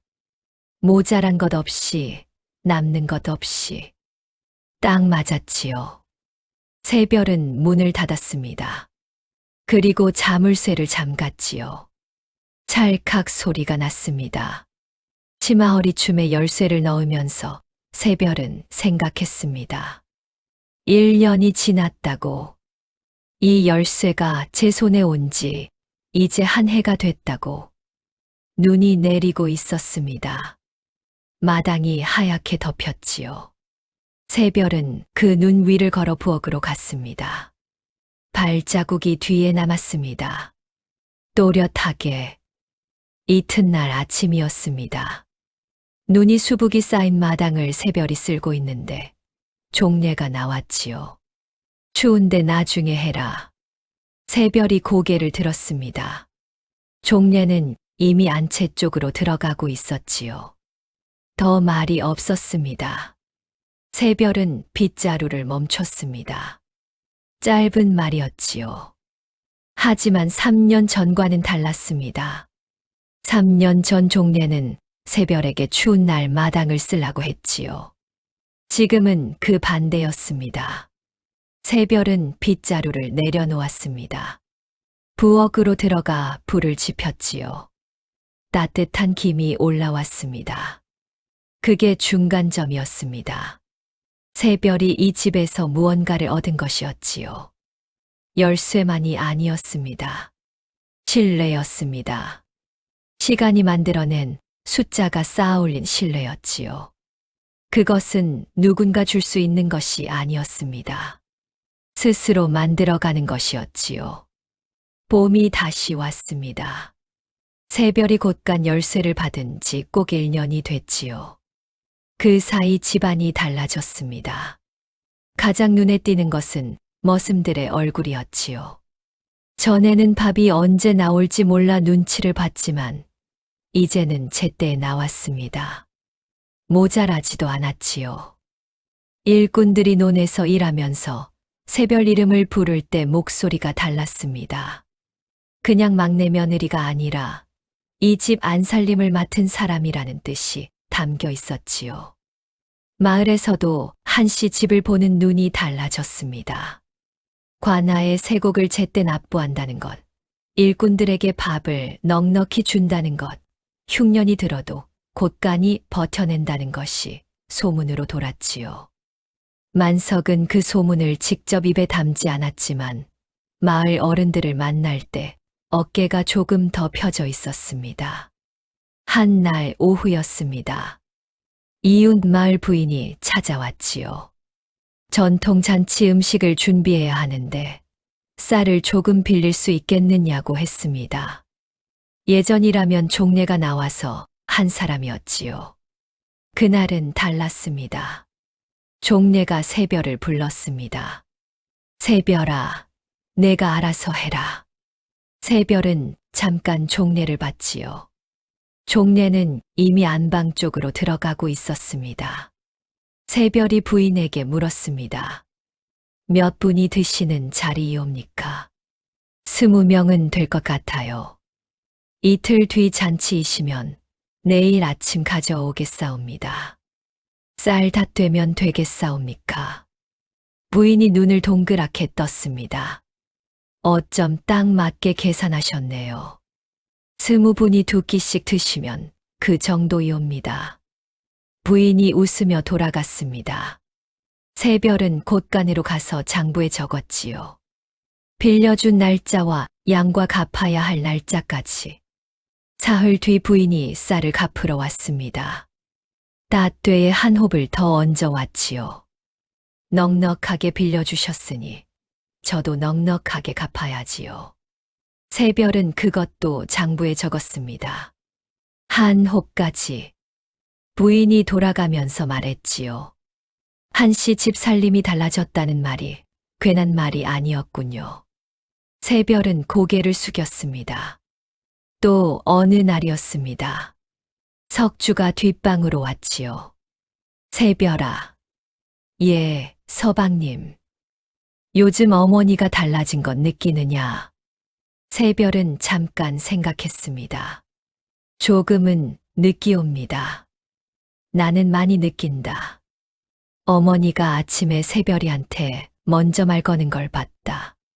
그런 일이 없었는데 새별은 대답하지 않았습니다. 내가 잘한 것이다. 석주가 말했지요. 새별은 고개를 저었습니다. 잘한 것이 아니라 그냥 제 할 일을 한 것이옵니다. 그게 잘한 것이지. 석주가 웃었습니다. 새별도 잠깐 웃었지요. 그 무렵 수련에게서 편지가 왔습니다. 친정에서 쓴 것이었지요. 종례에게 온 것이었지만 종례가 새별에게 내밀었습니다. 읽어봐라. 나는 보기 싫다. 새별은 편지를 펼쳤습니다. 수련의 글씨였지요. 작고 빽빽했습니다. 어머님, 죄송합니다. 제가 잘못했습니다. 다시 돌아갈 수 있을지 모르겠지만 용서를 구하고 싶었습니다. 새별은 편지를 접었습니다. 종례에게 돌려드렸지요. 어머님, 어떻게 하시겠사옵니까? 종례는 편지를 받아 한참 바라봤습니다. 그리고 말했지요. 아버지한테 여쭤봐라.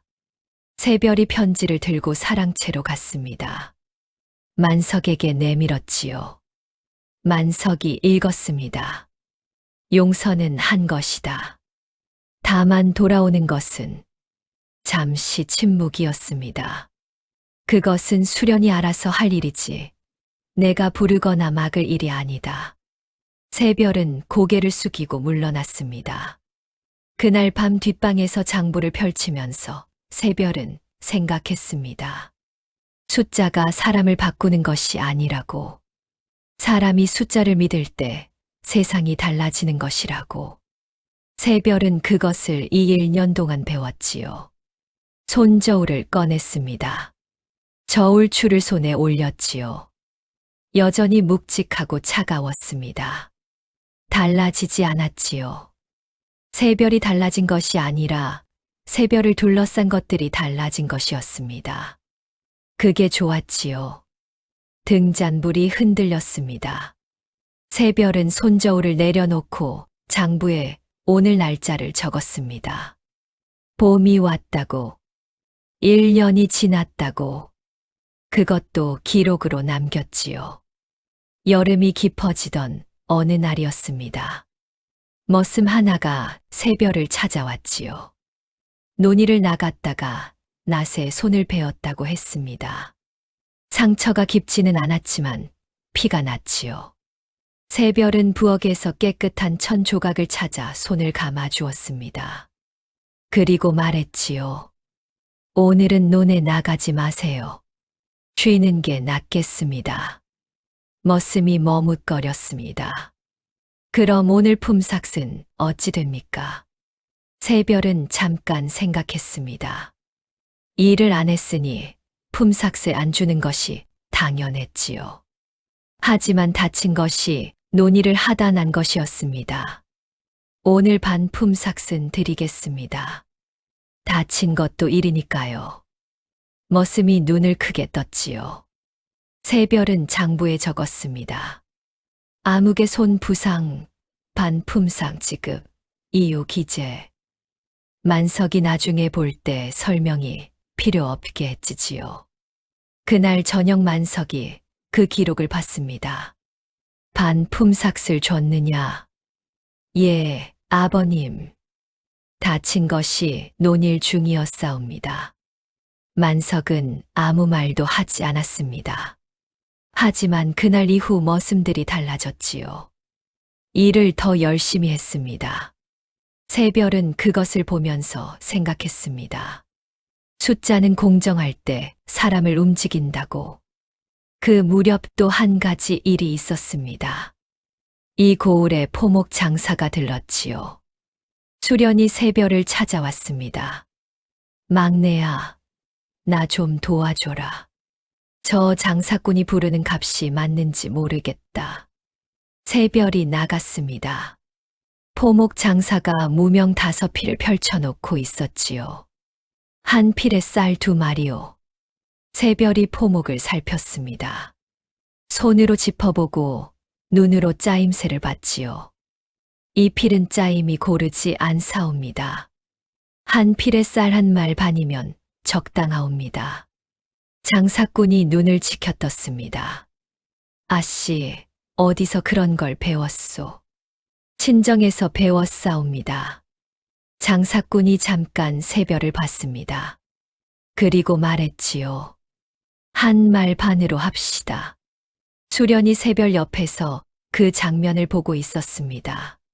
장사꾼이 가고 나서 말했지요. 어떻게 알았어? 짜임새가 고른 포목은 빛이 고르게 들어옵니다. 저것은 한쪽이 달랐사옵니다.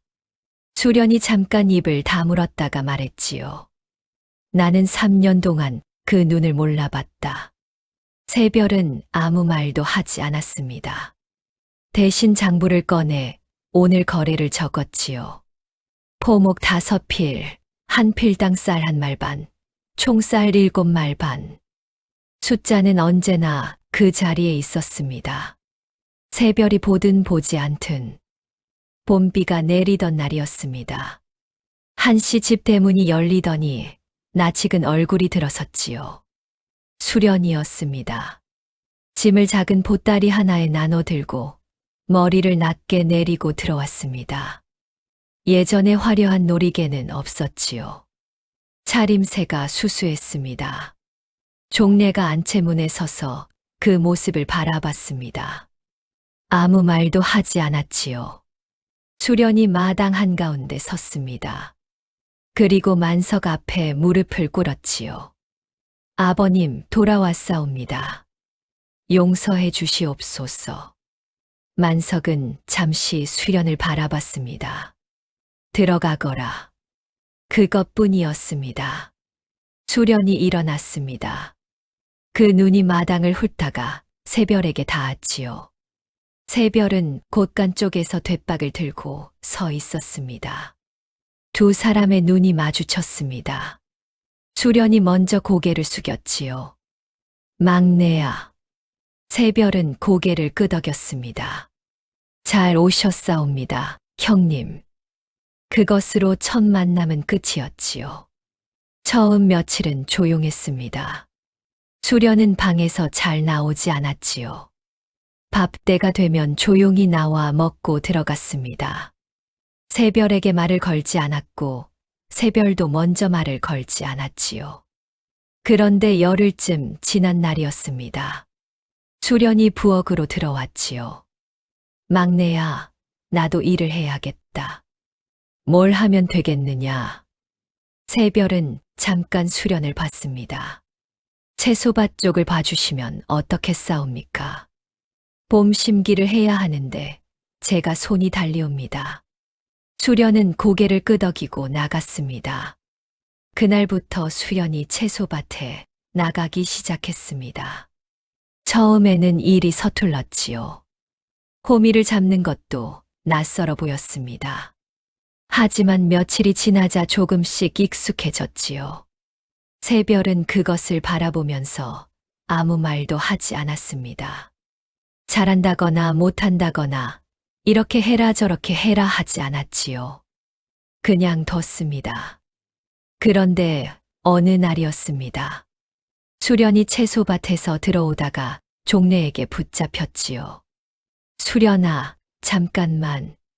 종래가 수련을 안방으로 데리고 들어갔습니다. 문이 닫혔지요. 새별은 지나가면서 그것을 봤습니다. 한 식경쯤 지났을까요? 수련이 안방에서 나왔습니다. 표정이 복잡했지요. 새별과 눈이 마주쳤습니다. 수련이 말했습니다. 막내야, 잠깐 얘기 좀 하자. 새별은 고개를 끄덕였습니다. 둘이 뒷마당에 나갔습니다. 수련이 먼저 입을 열었지요. 어머니가 나한테 그러셨어. 이 집 살림이 이제 내 손에 있다고. 그리고 그게 맞다고. 새별은 아무 말도 하지 않았습니다. 내가 잘못했다. 진심으로 그렇게 생각한다. 내 것을 빼앗으려 했고 누명을 씌웠어. 형님, 다 알고 있어. 변명 안 한다. 새별은 잠깐 수련을 바라봤습니다. 저도 형님을 원망하지 않사옵니다. 수련이 눈을 들었습니다. 진심이냐? 예. 수련이 고개를 숙였습니다. 어깨가 조금 떨렸지요. 그 말을 어찌 쉽게 하느냐. 새별은 잠깐 생각했습니다. 쉽지는 않았사옵니다. 하지만 숫자는 이미 맞아떨어졌고 형님은 이미 벌을 받으셨사옵니다. 그걸로 충분하다고 생각했지요.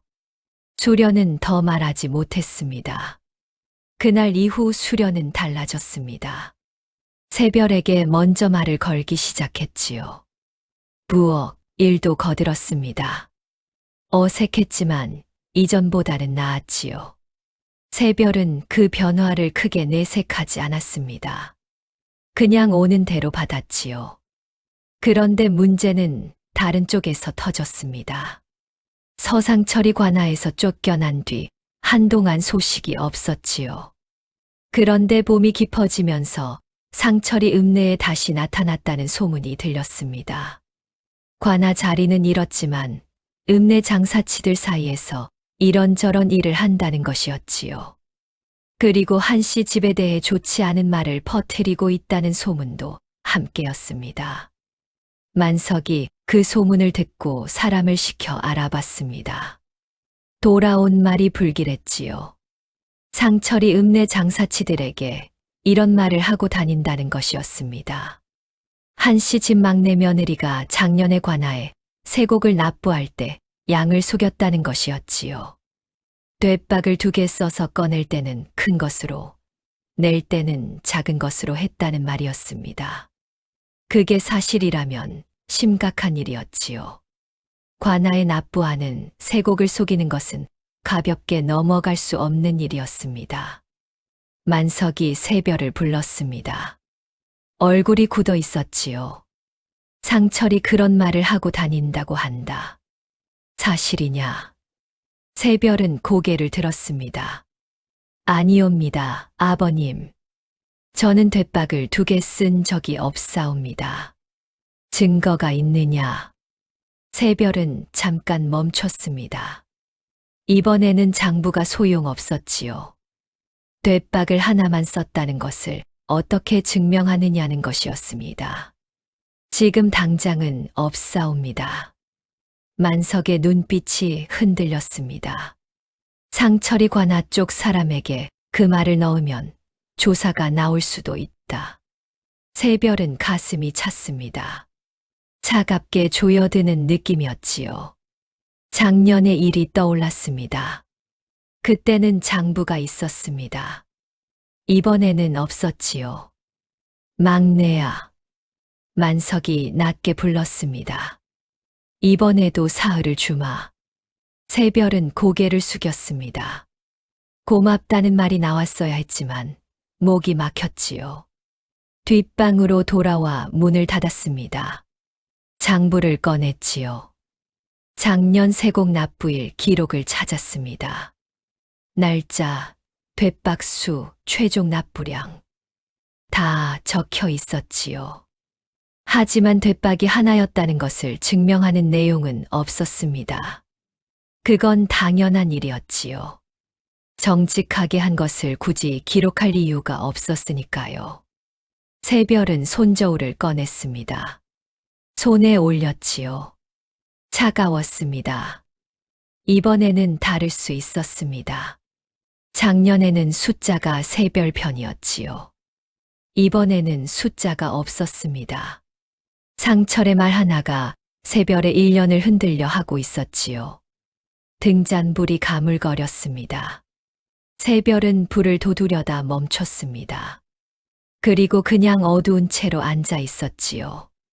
손저울이 손 안에서 묵직했습니다. 이것을 어떻게 해야 하나? 답이 없는 밤이었습니다. 이튿날 새벽이었습니다. 새별은 눈을 뜨자마자 앉았지요. 밤새 뒤척인 것이었습니다. 잠이 오지 않았지요. 돛박 이야기를 곱씹었습니다.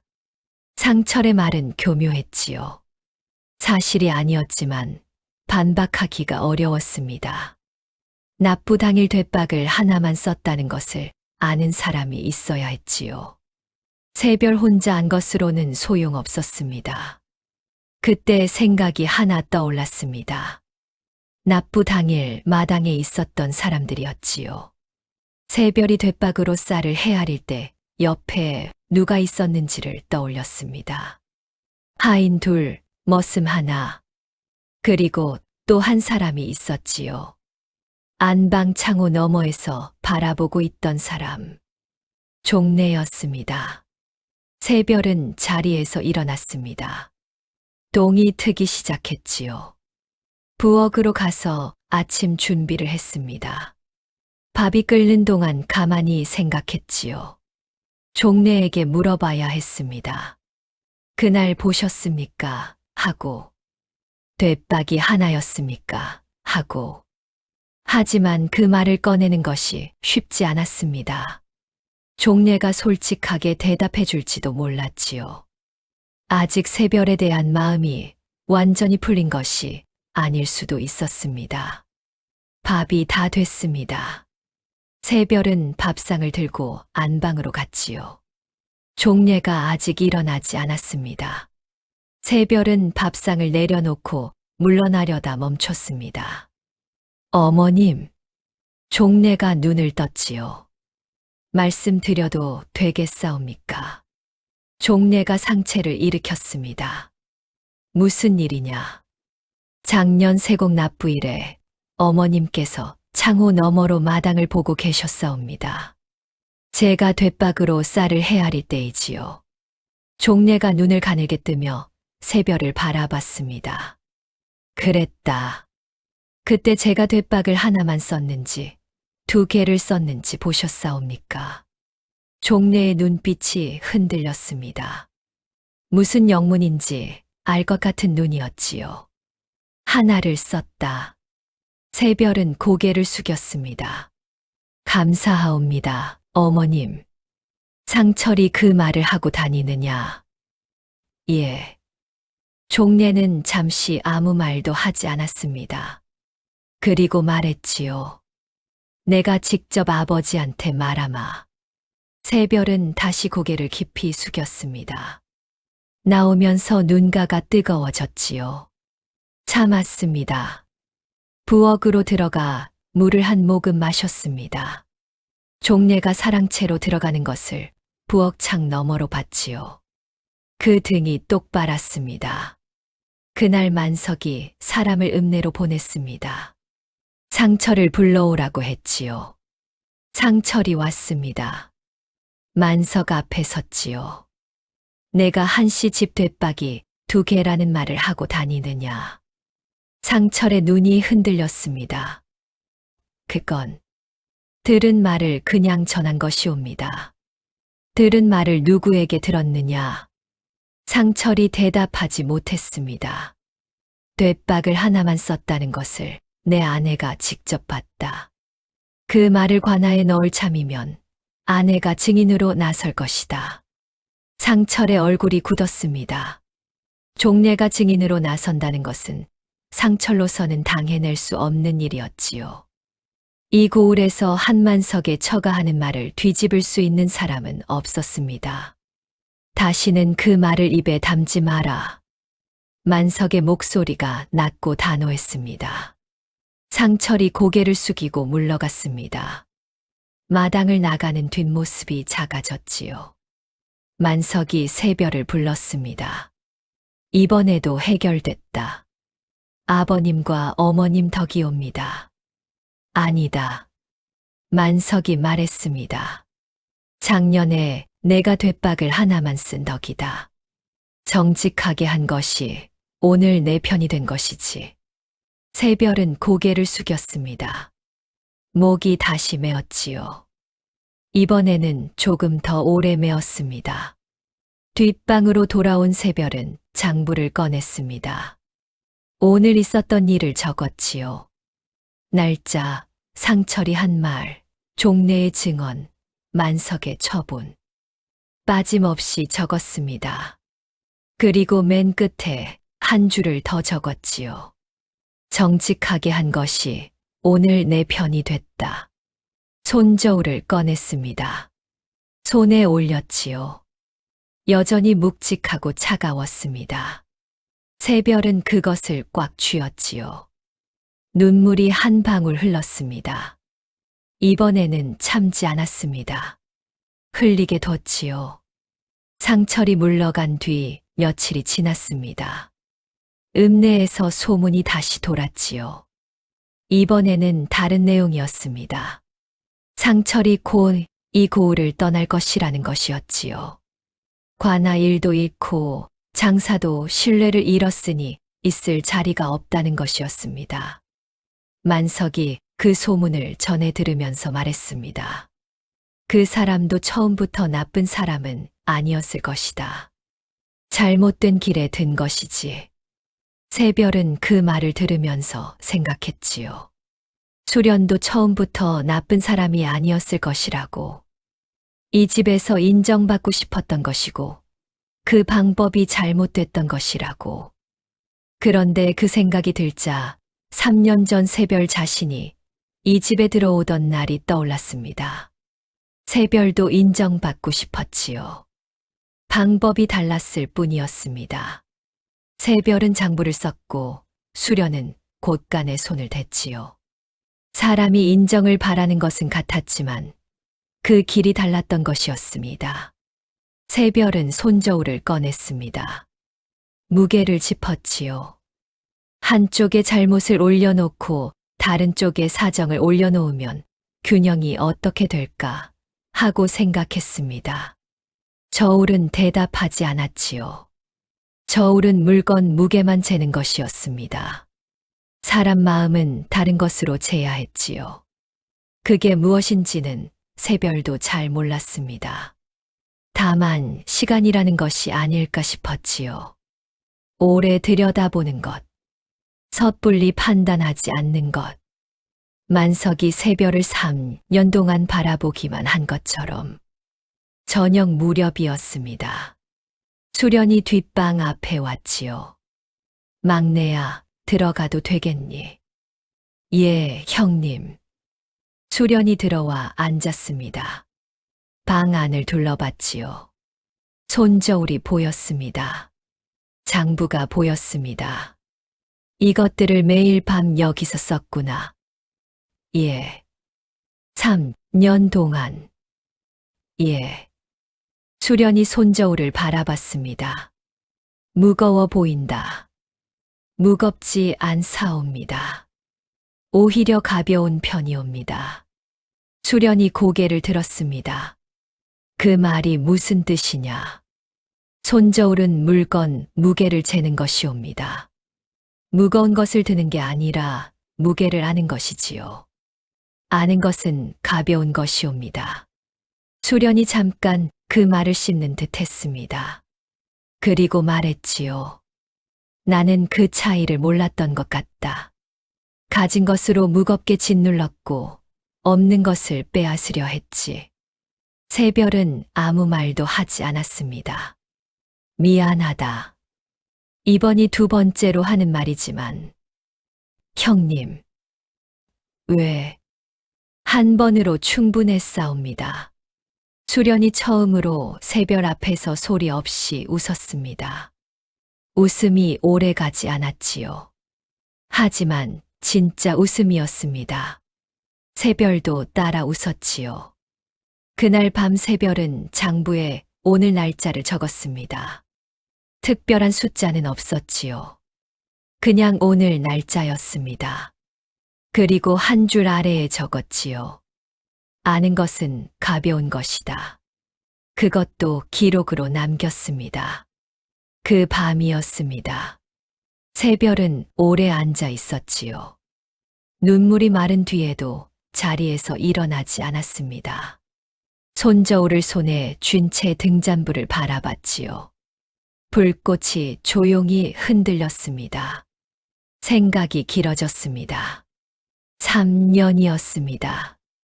처음 이 집에 들어올 때를 떠올렸지요. 광주리를 손에 쥐어주던 날, 콩과 팥이 마당에 쏟아지던 날, 회초리 자국이 남은 손등, 아무도 거들지 않던 것, 그것들이 차례로 떠올랐습니다. 그러고 나서 곳간 열쇠가 손에 쥐어지던 날이 떠올랐지요. 종려에 떨리던 손이 떠올랐습니다. 만석이 사랑채에서 차를 내어주던 것이 떠올랐지요. 석주가 미안하다고 했던 것이 떠올랐습니다. 그리고 오늘 종려가 안방에서 내게 말하마 했던 것이 떠올랐지요. 새별은 손저울을 내려다봤습니다. 아버지가 쓰던 것이었지요. 불이 나던 날 밤 장부와 함께 품에 안고 나왔던 것이었습니다. 그때 오른쪽 손목에 불이 닿았지요. 지금도 그 자국이 소매 안에 있었습니다. 아버지를 생각했습니다.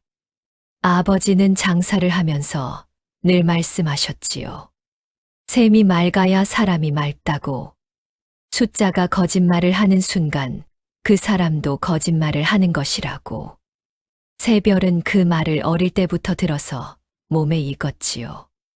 특별한 가르침이 아니라 그냥 밥 먹고 자는 것처럼 자연스러운 것이었습니다. 그런데 이 집에 와서 그 셈이 새별을 살렸습니다. 새별이 무언가를 이루려 한 것이 아니었지요. 그냥 몸이 하고 싶어서 한 것이었습니다. 그것이 결국 이 집을 바꿨지요. 곳간 열쇠가 왔고 종려의 말이 왔고 오늘 상철이 물러갔습니다. 새별은 생각했습니다. 아버지가 이것을 알면 어떻게 하실까 하고 아마 고개를 끄덕이실 것 같았지요.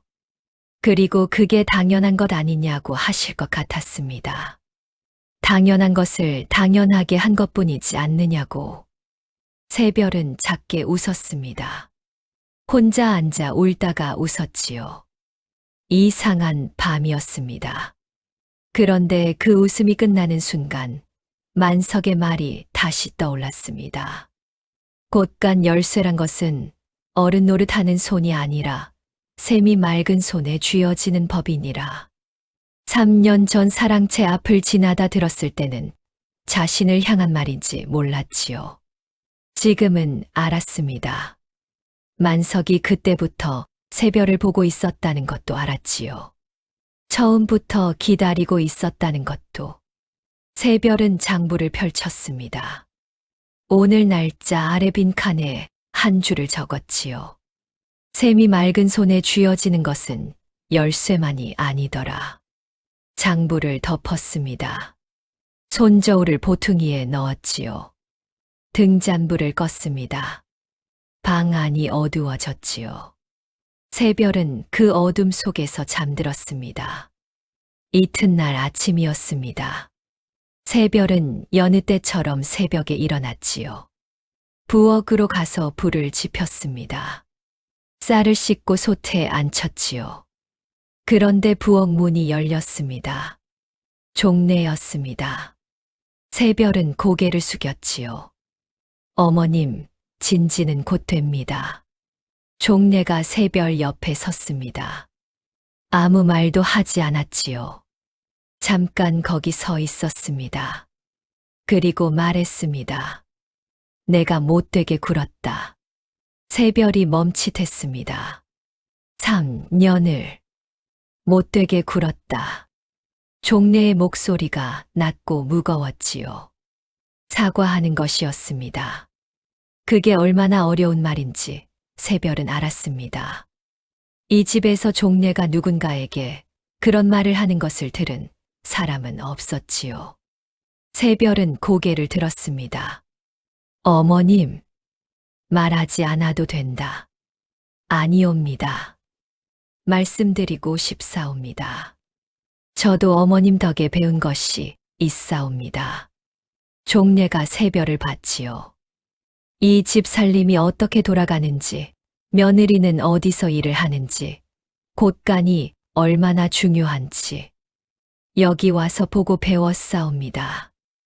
어머님이 오랫동안 지켜온 것을 이어받은 것이옵니다. 종례의 눈이 흔들렸습니다. 그 말이 사실이냐? 예, 어머님. 종례는 아무 말도 하지 않았습니다.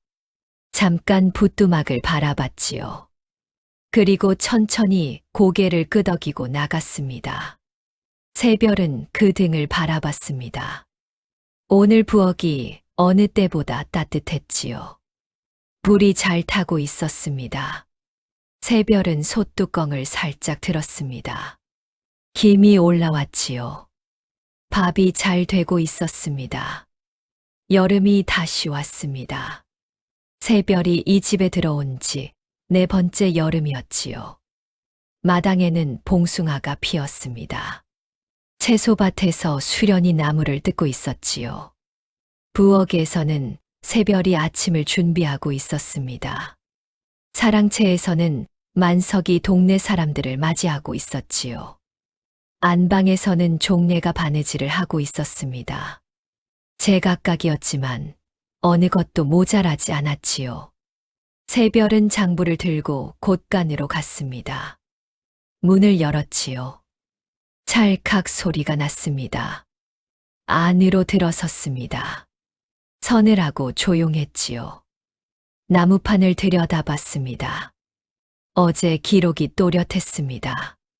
새별은 오늘 쓸 것들을 꺼냈습니다. 쌀 2돼, 콩 1홉, 참기름 반 홉. 돛박으로 하나씩 헤아렸지요. 장부에 적었습니다. 날짜와 양을.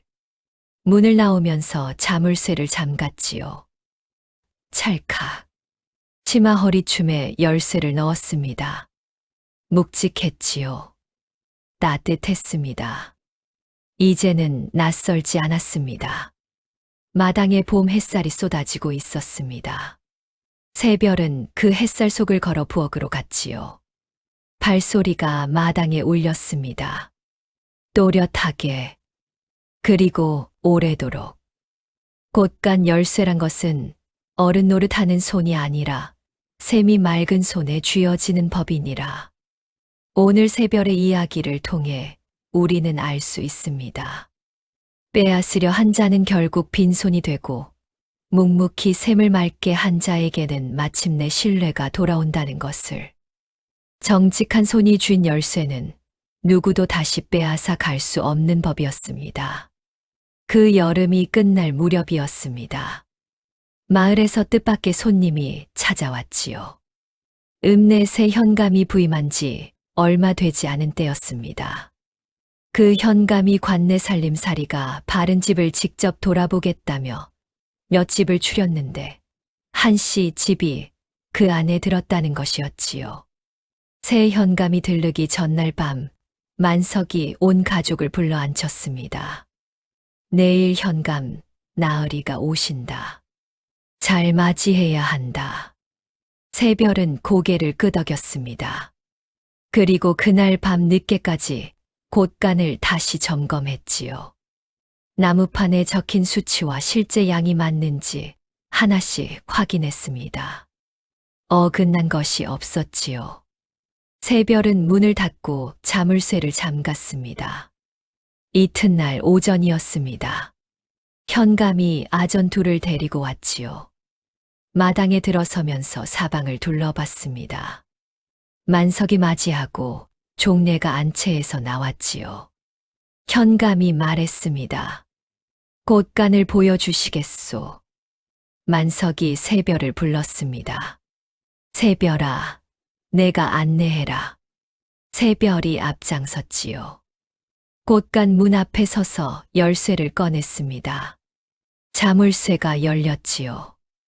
문이 열렸습니다. 현감이 안으로 들어섰습니다. 나무판을 봤지요. 이게 무엇이오? 들어오고 나간 것을 적어두는 판이옵니다. 꺼낼 때마다 바로 적사옵니다. 현감이 판에 적힌 것들을 찬찬히 읽었습니다. 언제부터 이리 했소? 열쇠를 맡은 날부터이옵니다. 현감이 아전 쪽을 돌아봤지요. 아전이 수첩에 무언가를 적었습니다. 이 집 안살림을 내가 맡고 있느냐? 예, 나으리. 몇 해가 됐소. 2년이 되었사옵니다.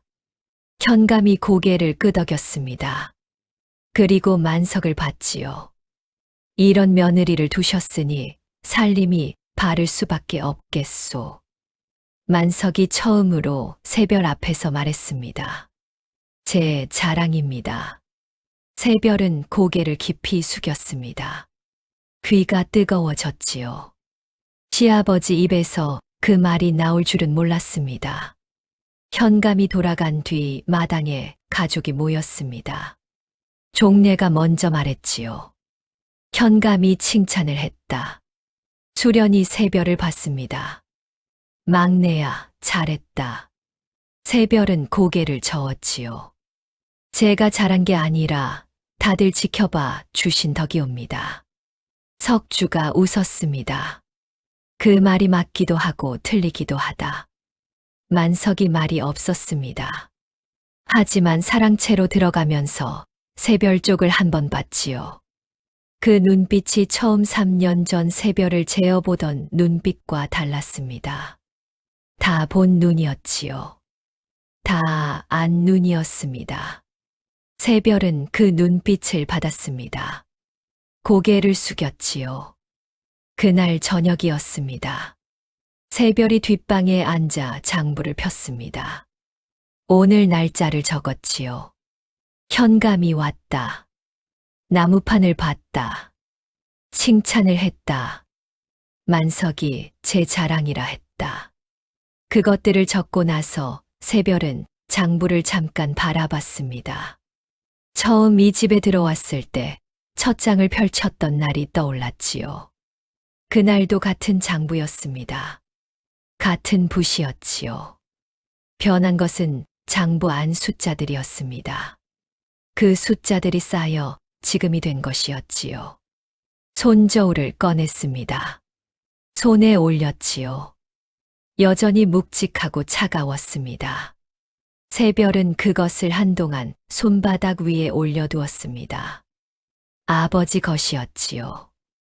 이제는 새별 것이었습니다. 그 무게가 같았습니다. 등잔불이 흔들렸지요. 새별은 장부를 덮었습니다. 다음 영상을 빠르게 만나보시려면 좋아요와 구독을 눌러주세요.